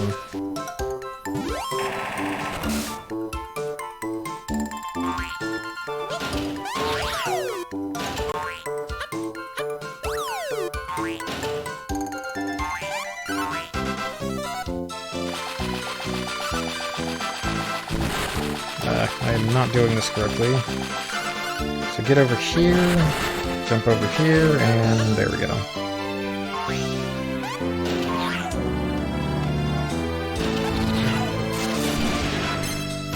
That enemy got crushed. I think it just dissipates in the water. The dancing flames.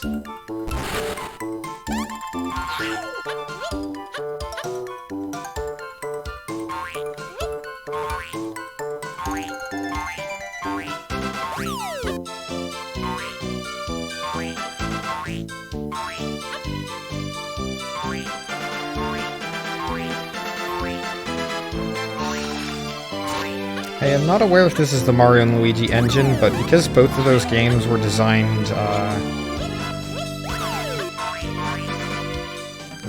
the base sprite work comes from GBA, because the DS wasn't out when Partners in Time was made.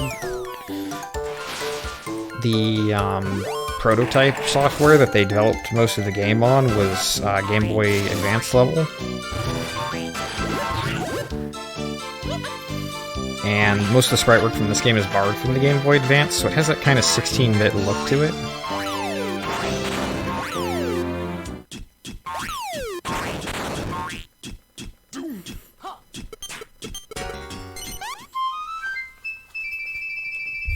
Alright, so here's our one tank fight for the Necropolis. Now Slival's a little bit faster, and his tank is a little bit more bulky, so this can be a bit of an issue. The nice little benefit is his ammo is way stronger than it was when we last fought him. The game expects me at this point to have ammo that averages like 30 points of damage per piece. Of course, I don't have that, so I'm just gonna go rob him as I rob every other enemy in this game. So that is 2 Bastard Swords and 1 Metal King Sword. So he currently has 320 damage worth of ammo in the air.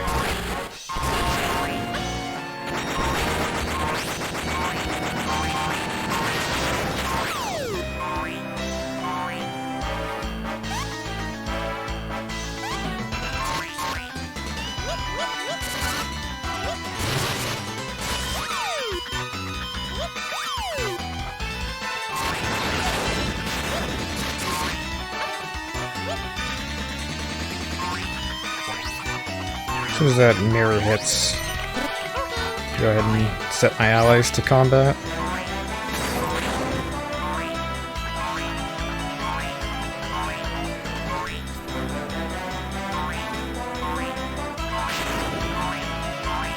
This right here is combined 200 points of damage in ammo, so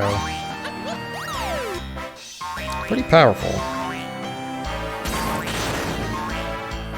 I'm gonna go rob him one more time. He now respawns really fast, so we need to be a little bit careful here. Takes 4 hits to kill.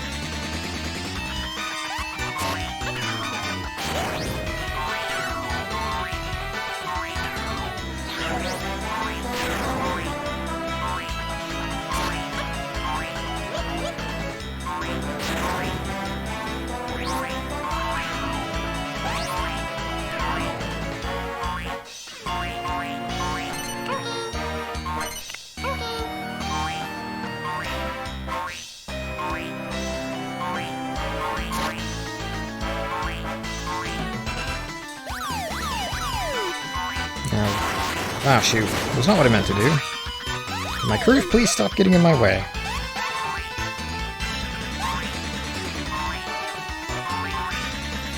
They do that sometimes. Alright, Blubba's gonna finish him off. It is, 51 points of damage.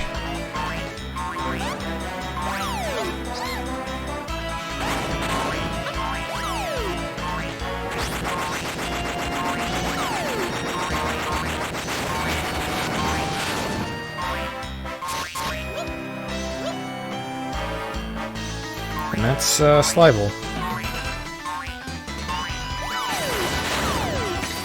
Slivel 3 specifically. We will fight him one more time.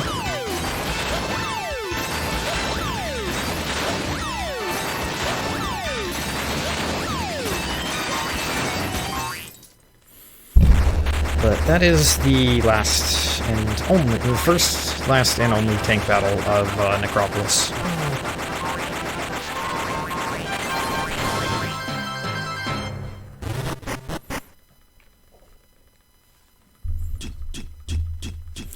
The final third of the run actually happens to take place in the last area of the game. So here's the queen, her royal wobbliness. And she's a strong, independent queen who don't need no slime, and just walks herself home, or shuffles, however you would describe a slime's movement. How would that be? Would it be shuffling? Would that be slithering? Would it be bouncing? I mean, she kind of undulates, but she doesn't really bounce. Alright, so this boss is stupid and he just leaves his tongue open for me. And he eats cacti balls.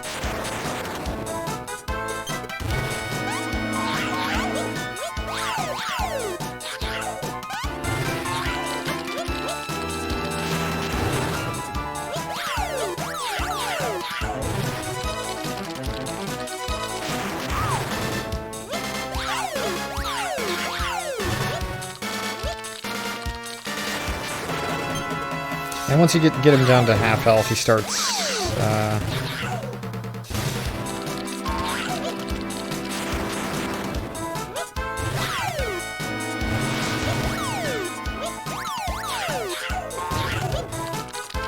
once you get him to half health, he starts summoning these little vines.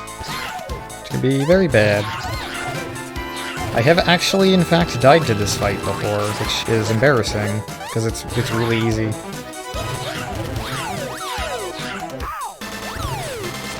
And I mean on a run, I've died to this fight. Because he does this.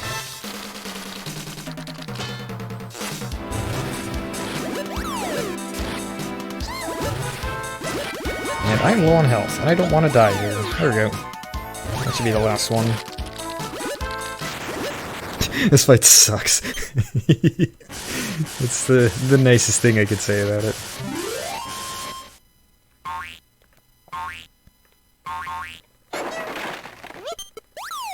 We don't actually have to save Lord Rolly here, so we're just gonna kind of leave him be.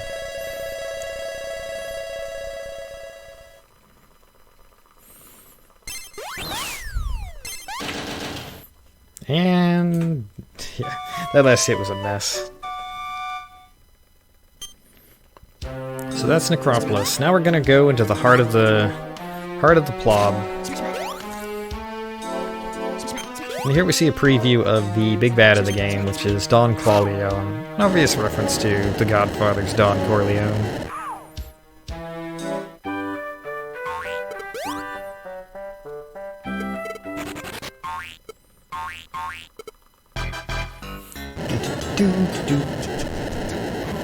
So we're gonna go raid the Clotris, because it has to drop anchor at some point.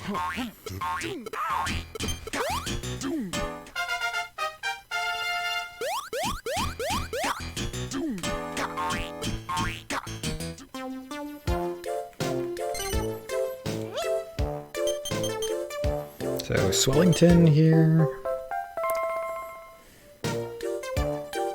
Hurly Burly.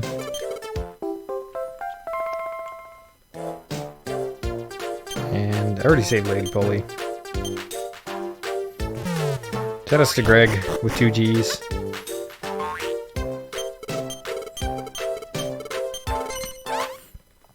So we need to do 2 more things with our cannon here.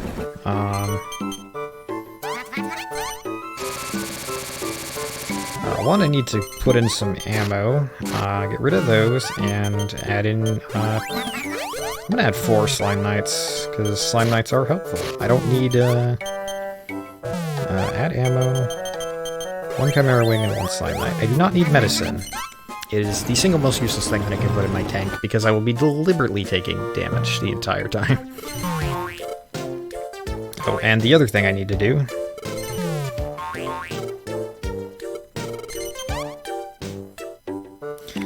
replace Glupira with Gushido. And...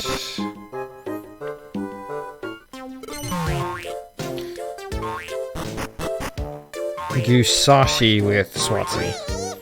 The nice thing about these characters is that I don't have to juggle Swazi on my head.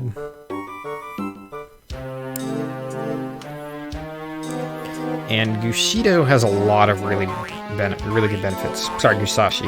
He's the blue one. Gusashi, which shoutouts to Brave Fencer Musashi, by the way. I like that game, and I like the speedrunners for that game.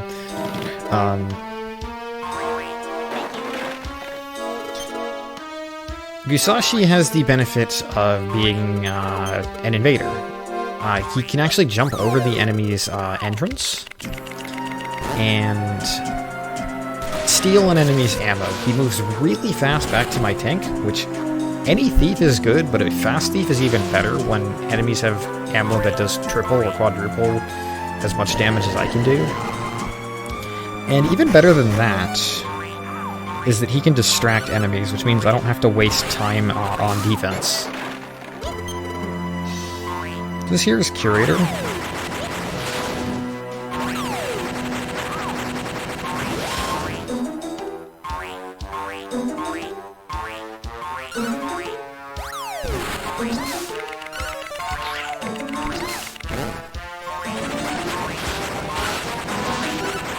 And he's one of the only slimes I deliberately go out of my way to save.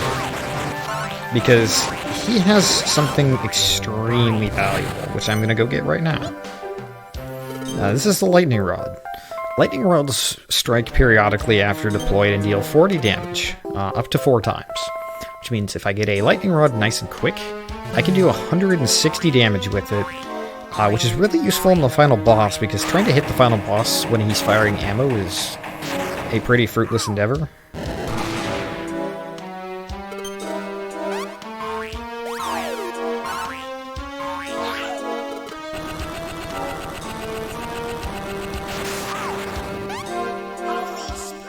Oh, that sound effect. So now I have a golem. And you can do 2 things. You can punch or clap. And it's great. I love the golems.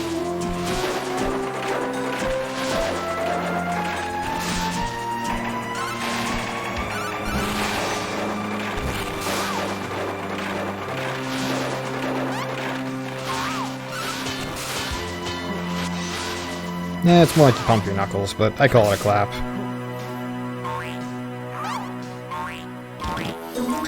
Now, this enemy is a knight. It only has 2 HP. But once I disarm it with from its shield, it can drop one of 2 things. One is a treasure chest. The other is a broadsword. Now, broadswords do 28 points of damage each, so they're really handy.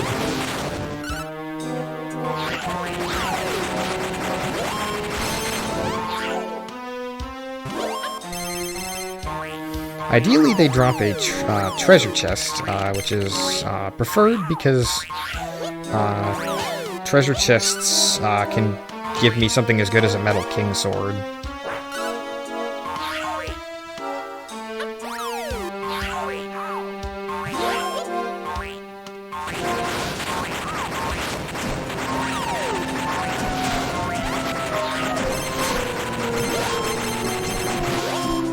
So no chests, but 2 swords. That's good.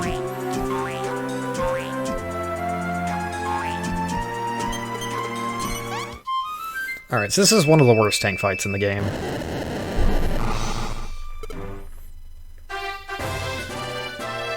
This is the Argonaut. The reason this fight sucks so badly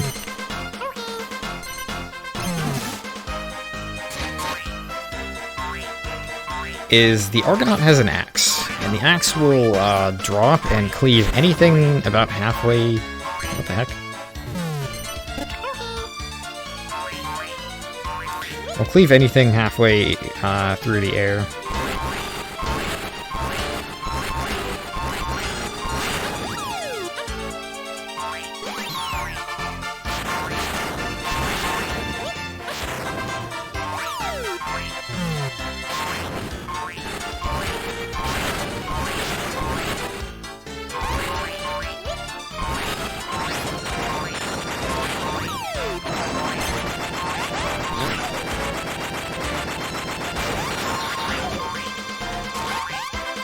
Ooh, a 3.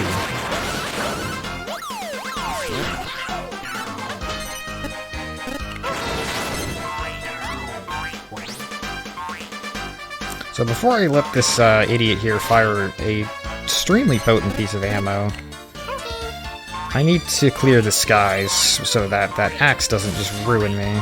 Oh, Gushido did it for me. Even better.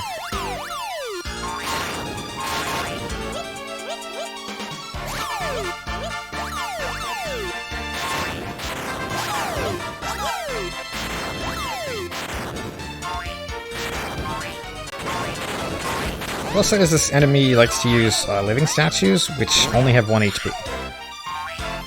I just have to hit him with a Master Blast in order to kill them. Dang, Gushido, you are the hero right now. He is just pulling level 3 missiles left and right. What a champ. Sorry, I keep saying Gushido, it's Gusashi.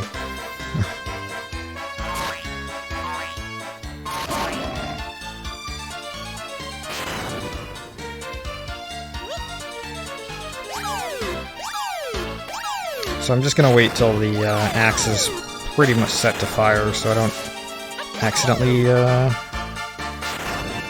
waste that load. But dang, that is some ridiculous damage output I'm getting right there.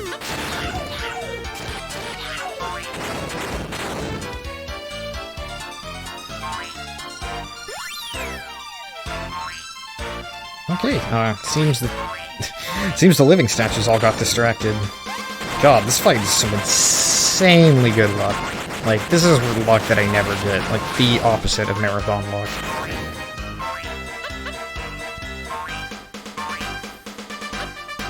Expected finish time of this game, about 2.5 hours from estimate.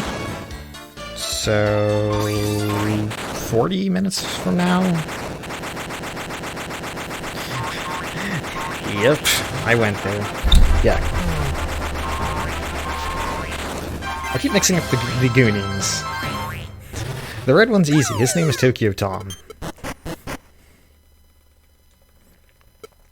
Well, that was the single greatest tank fight I'm ever going to get on that battle. Should probably retire this run for PB attempts after this, because I'm on PB pace as is, and that's probably going to save me a lot of time right there. I might be able to clutch out a PB in this run.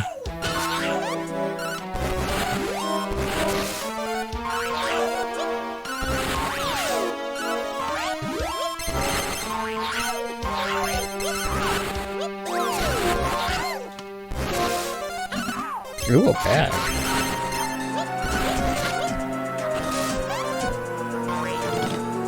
I'm just gonna chuck all this.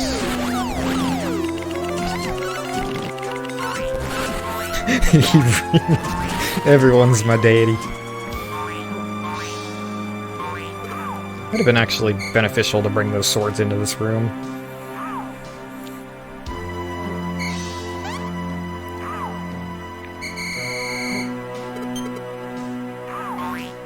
So the big bad deploys the killing machines, and nothing in the overworld in this game is even remotely a threat. They always drop a sword minimum.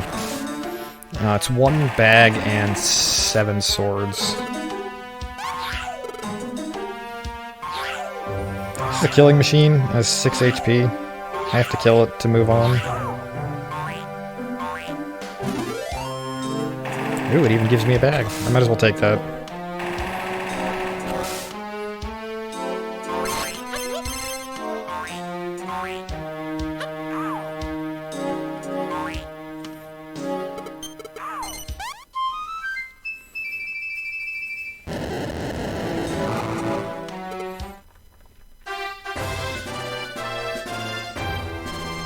This enemy's name is DQ Swords. The revolution is coming. Whee!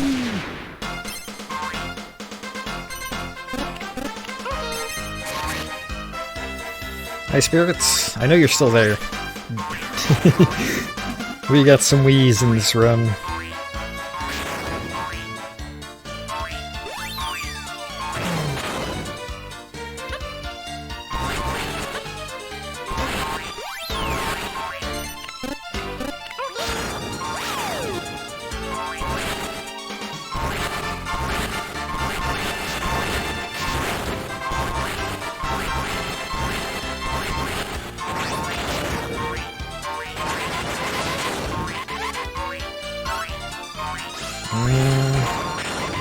Level 3 arrow's okay. It's not preferred. That's preferred. So I'm actually going to leave Blubba on defense for a little bit, because I have to wait for that level 3 to fire.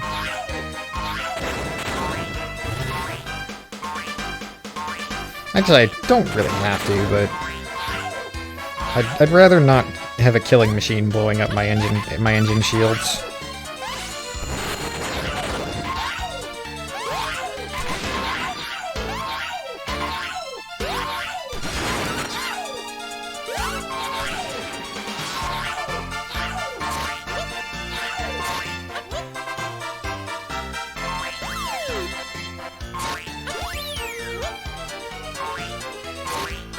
And I somehow dashed right through that iron ball here.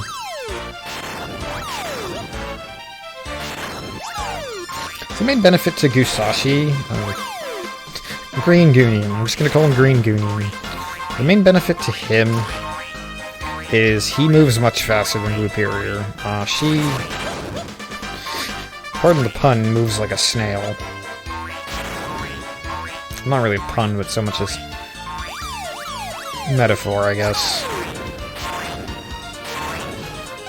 She is strictly better than nothing, but not a lot.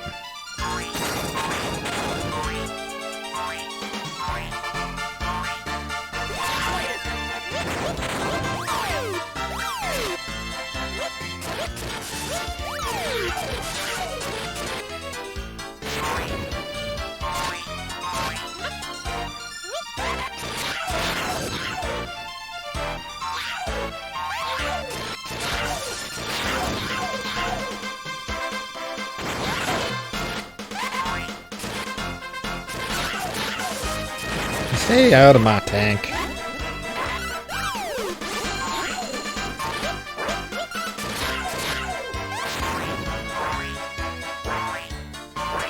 And actually, that iron ball will finish the job, so I don't need to worry about any more ammo. I just need to worry about not dying. There we go.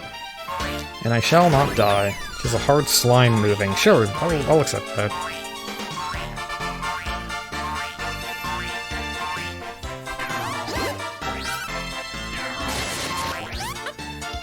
Oh, my Slime Knight died. Detail I haven't touched on about Slime Knights. They have 3 HP, so they do actually have limits.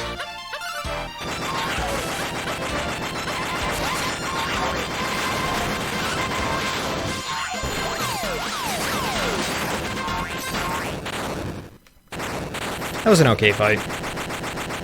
Far from the best I've had, but far from the worst.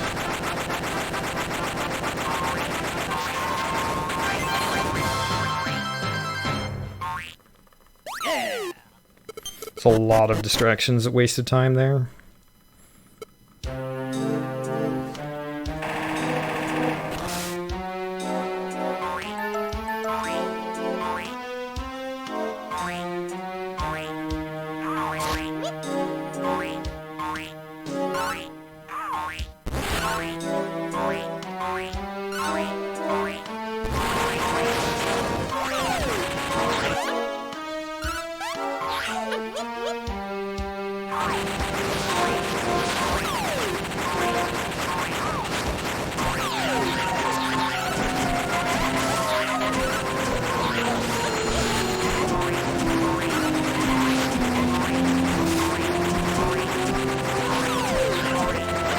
lot of destruction going on right now.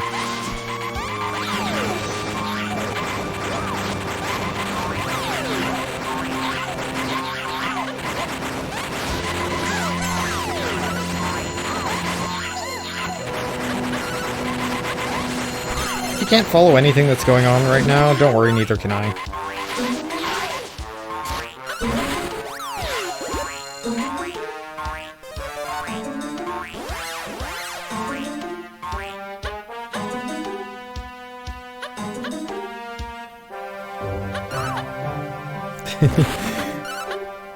Yeah, this Colossus gets kind of nuts.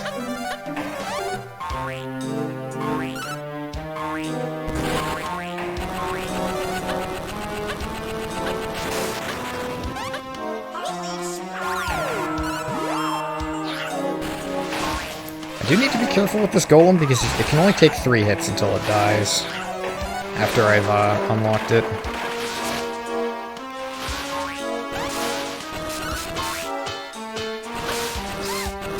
And I got knocked back, which sucks. Chuck. Oh, still hit me while flying. Today I learned. Well, that was a nice, like, 20 seconds of nothing.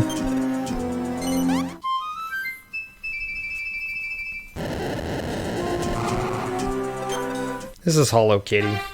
It's a combination of Hello Kitty and Hollow Knight.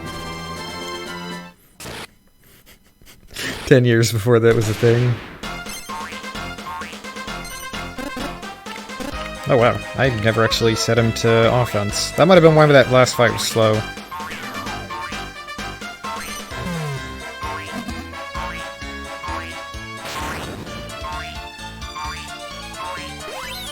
Usually I'll forget like once a run.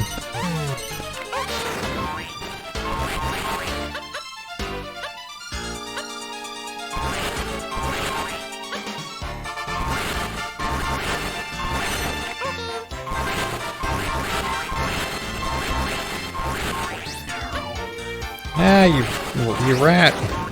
You rat, Gushido. I'll take these.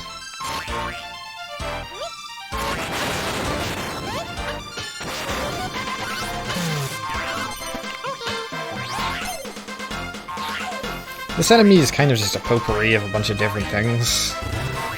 He's got an imp, which is like a second area enemy.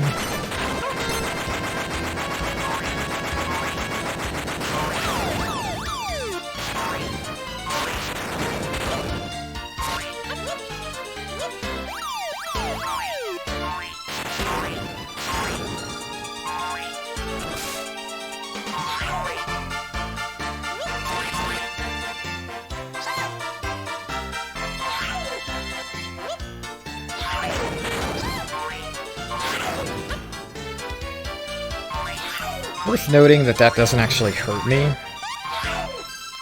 when I drop an enemy.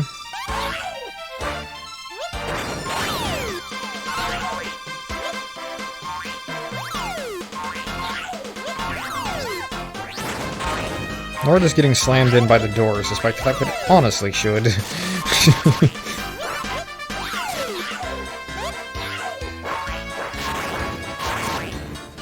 Kubumamite is useless. So that piece of ammo... Oh no. Well... It's gonna hit 2 not so good pieces of ammo, so it's not the worst.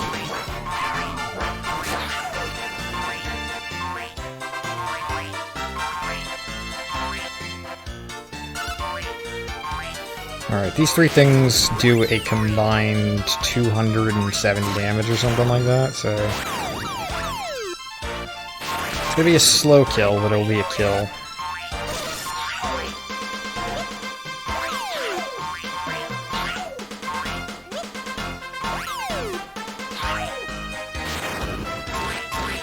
Actually, I was able to just do enough off of that regardless. I'm gonna end this day saving time, which is very good.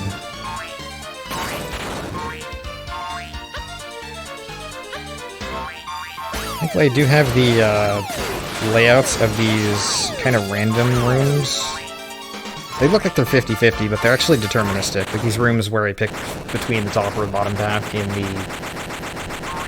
enemy engine room, it's deterministic based on the tank model. So I knew the first one that I encounter is always the top. Everyone thereafter is the bottom.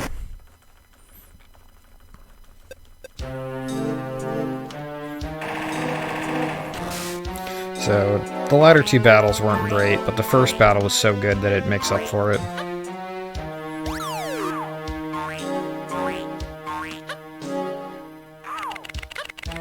Oopsies.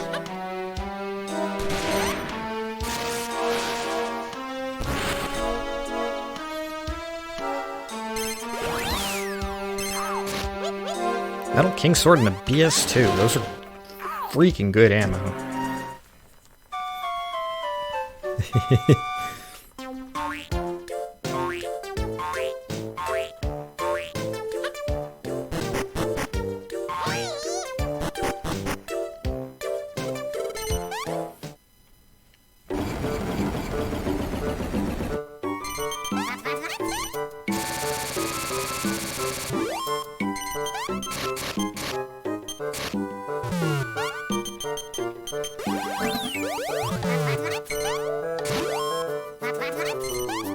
Whatever, I'll have one boulder, it doesn't matter.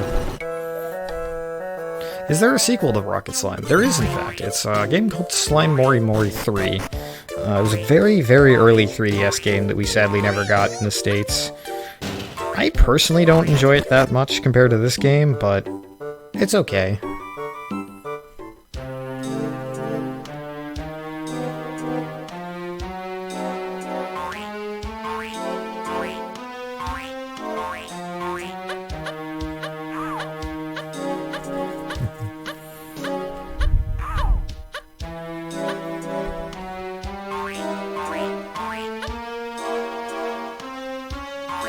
Alright, so I have 4 more battles, technically, to go.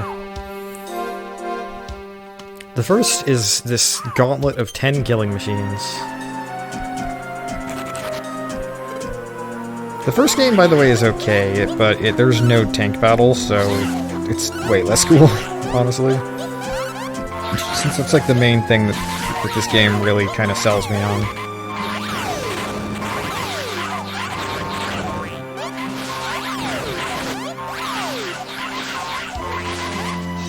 So in this chaos, I'm basically just grabbing killing machines and chucking them.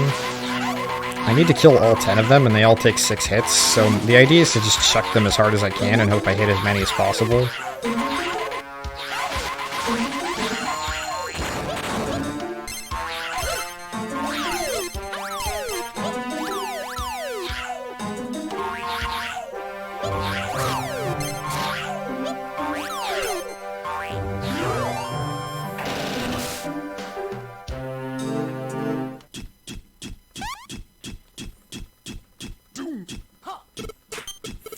I think he means a fan translation.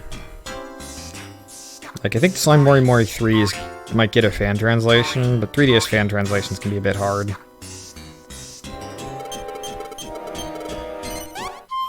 Alright. Second to last tank battle of the run.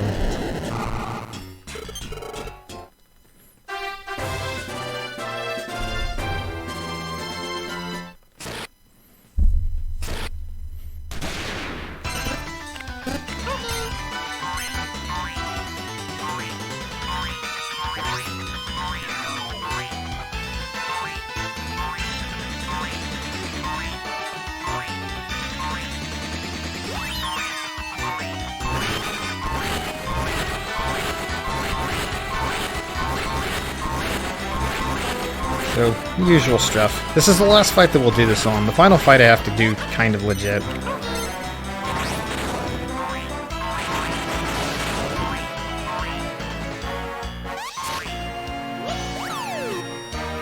So I'll just send a meteor right now. I'll send a Metal King Sword.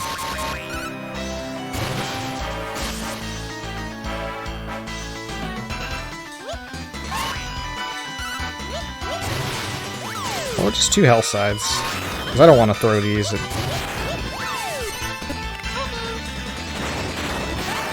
Oh no, he killed the Goonie.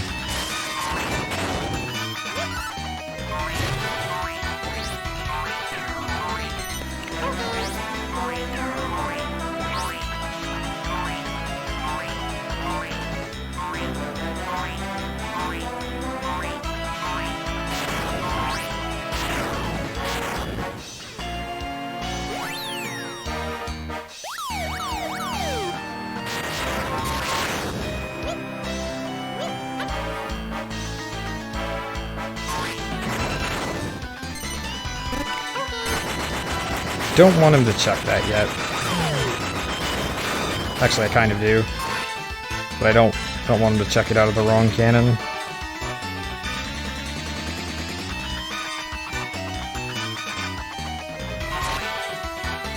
I don't know where Slival is. Oh, there he is.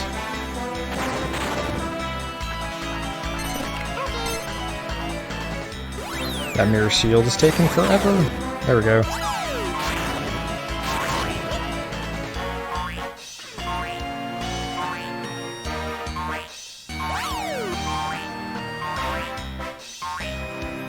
I'm gonna do 2 invasions, and that should be enough.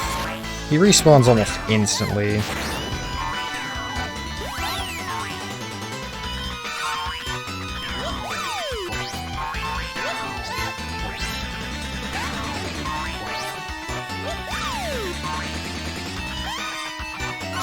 Oh god. I don't want him attacking that.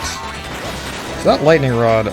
No, no, no, no, no, you idiot. Why are you grabbing the lightning rod? No! That's actually very bad.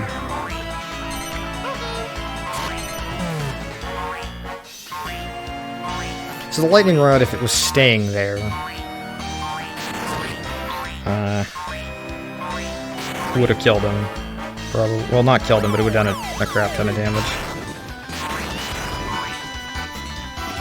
So to answer why we don't invade on the final fight, it's because the final boss's ammo is set to auto-fire. There is no way that you can actually use his ammo.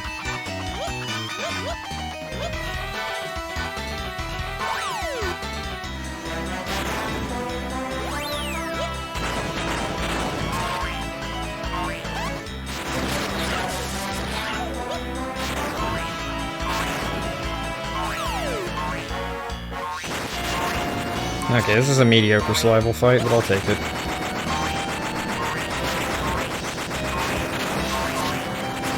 Admittedly, I'm a little bit more rusty in this game. I haven't had a lot of time to practice, so that was part of why certain mistakes were made early on in the run. Otherwise, I'd be a little bit more in tune with just how much damage that I can deal at any given point.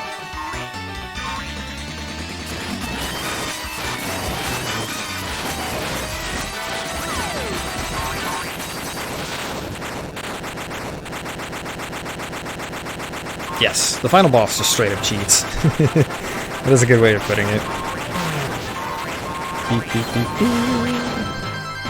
I used to have it in the old route that we would do this fight and then return to base, but it's really not worth it. Like, an Ori Cal Slime only does 40 extra damage.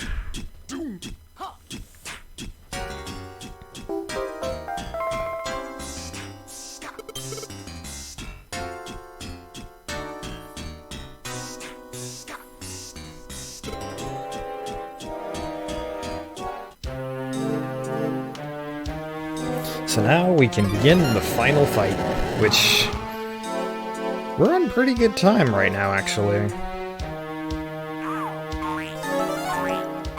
Which is kind of insane for my first full run of this game in a couple months.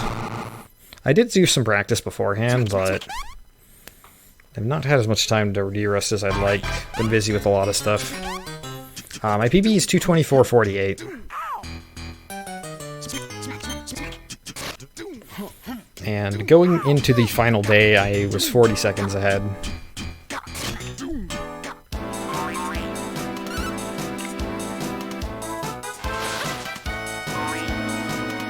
This is Don Clawleon. He has a pretty predictable pattern. Once I get him down to half health, which takes 6 hits,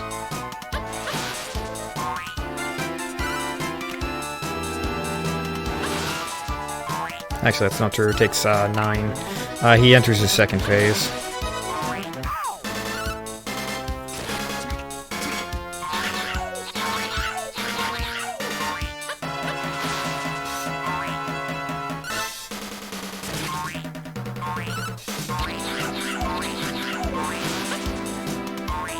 There's the second phase.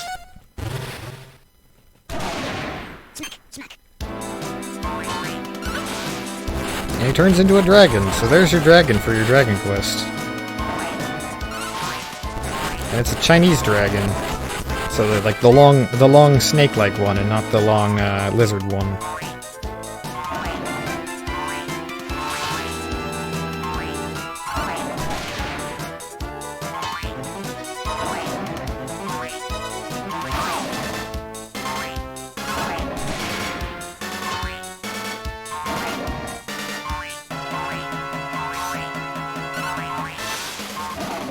And that is Clawleon. Yeah, he's a six-tailed pirate mob boss. So, he happened to kidnap and hold hostage the single worst member of the royal family, which is Princess Gluttonella, who just continues to eat his food and contribute nothing of value to anyone. She threatens to blow the evil dark flute that they uncovered in the Necropolis if he doesn't give her more food, despite the fact she ate everything in the facility. So she decides to blow it to spite him because she is very dumb. And unleashes the Dark One, who takes Clawleon's form.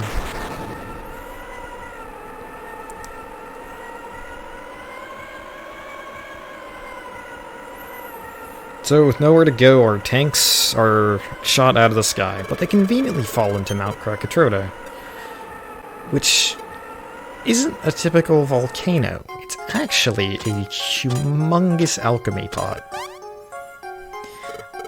So, in the biggest Deus Ex BS thing that they could have pulled for this, we get to combine our tanks.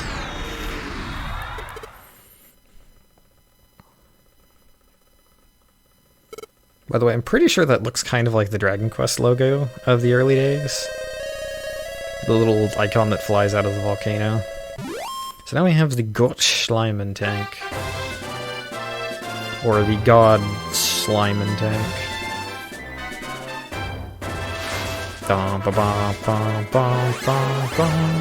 So get ready for 8 minutes of the Dragon Quest Overture.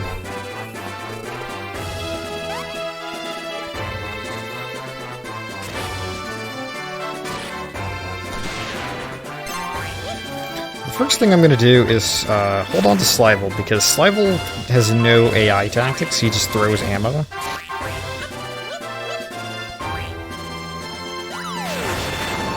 And I'm going to just basically run my ammo empty. So, what I'm going to do... that's unfortunate.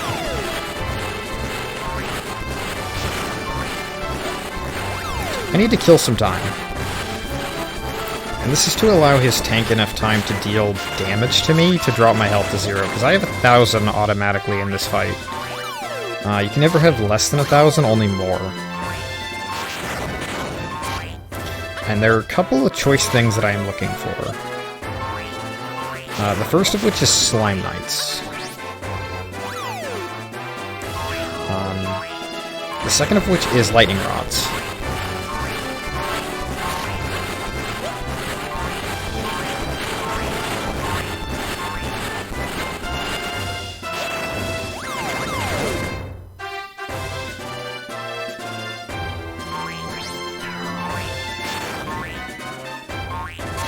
Might be able to cheat here a little bit and use this health side.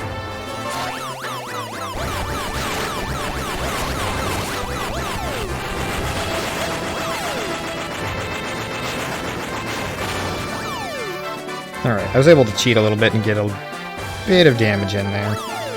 But I need to watch out, because the Dark One here is really, really scary. And Slivel, I need you to be useful. and not try to fight the Dark One. Slivel, go away. You're going to lead to the death of me. So, Lucifer here takes 8 hits to kill.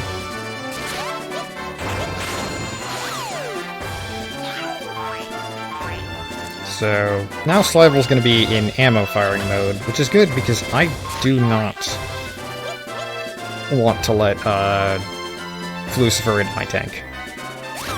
This is also why I stockpiled ammo, because that way I'd have it all ready to go when I could start doing some real damage.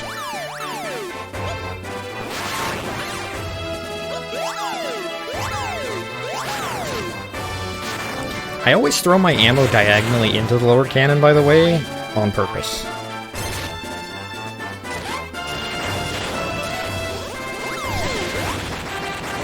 Oh, that's bad.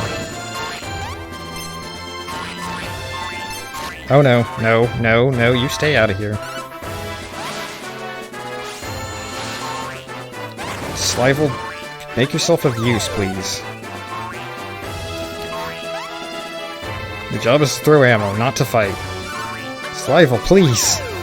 Oh my god. I'm gonna throw away a PB. Because Slivel's being an idiot.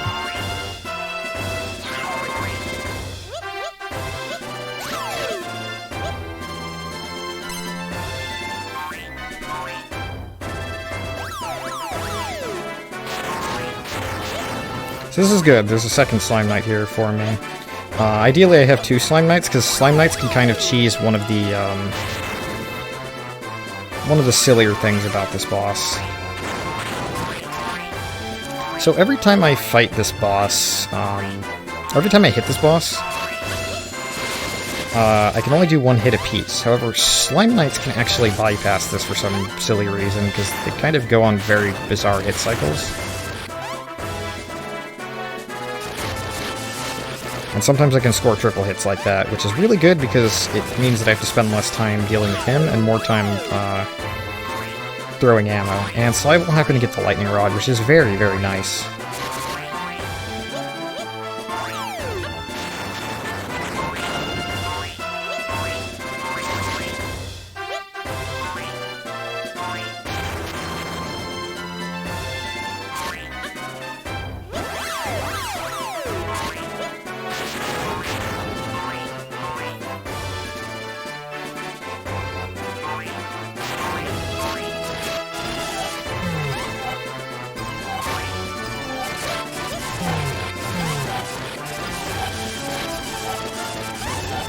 Slivel, I need you to not fire ammo at that thing, because it's gonna blow.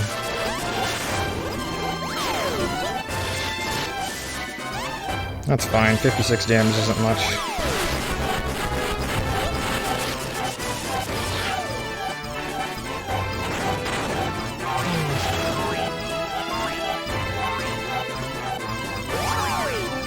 Slivel!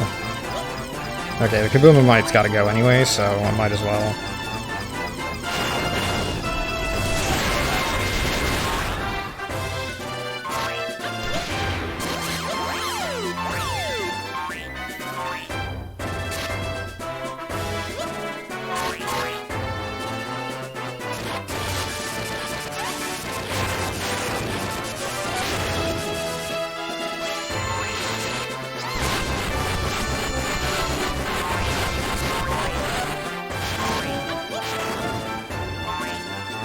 No.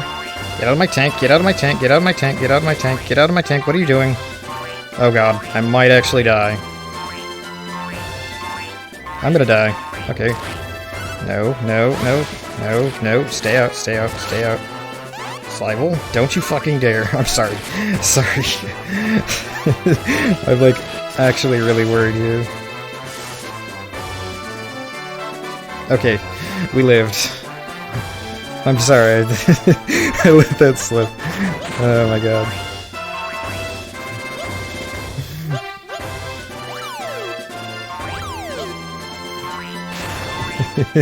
That was close. So, if Lucifer gets into the engine room, if Lucifer ever gets into the engine room and does an attack, it's instant death. By a miracle, he didn't actually, his AI did not think to fire at me. So, I don't die. I would have still been able to finish the run just barely under estimate if that hadn't happened, but I got a little panic there, my bad.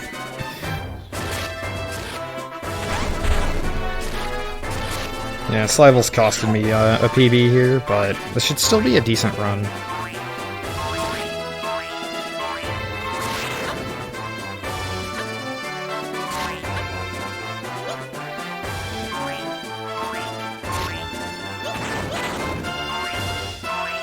Ooh, a lightning rod.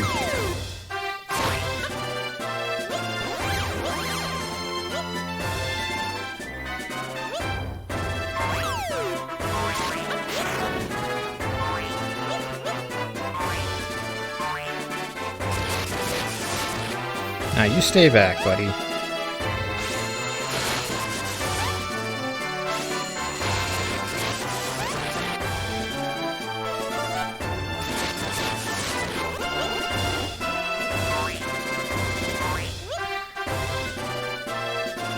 So I'm gonna just throw that thing into his cannon, because it doesn't actually matter if it's fired out of my cannon or not.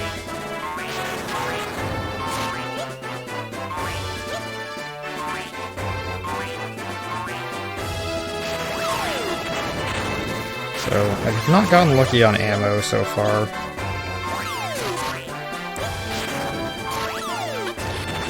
Oh god.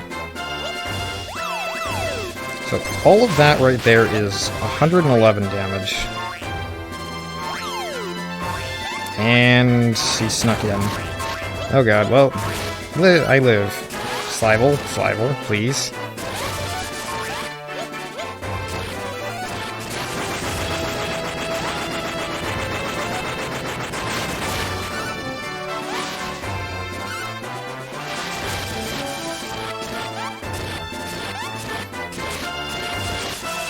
Oh my god, this has been the biggest heart attack of a run I've ever had in this game.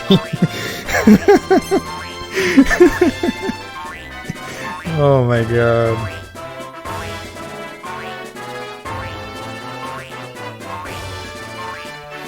Alright, so now that his HP is 0, I can finally invade, and time is coming up very soon.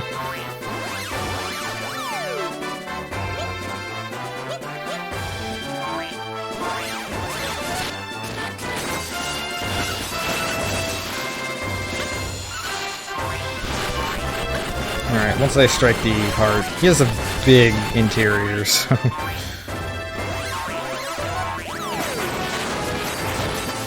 And coming up soon.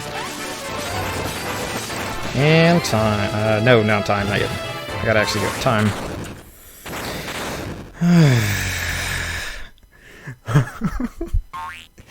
Oh my god.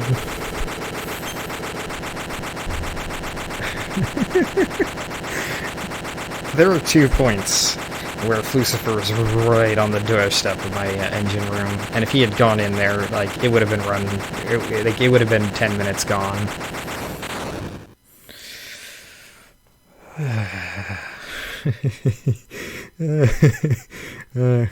So normally this would be the part of the run where I start explaining, like, here's everything going on, but I am a little hyped up on adrenaline there.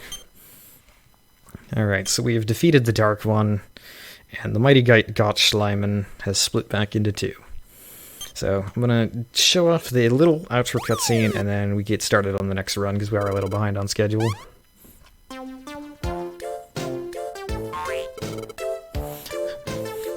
What happened to Slivel? Nobody knows. He goes back to Mount Krakatoa. You can fight him in post-game. You can also rehide the Dark One as well.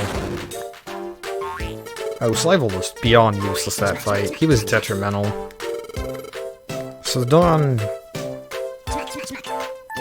has a master plan involving the flute. But we never found out what it was. So he's like, I'm busy. Crew, get me my television. Turns out, he's trying to impress some super idol, Platypunk. Heard he's been hankering after a warrior flute. Well, it was, because I always keep up with fashion and that. But the latest thing now is the dual Magus underpants. Everyone's wearing them. I wish someone would give me a pair.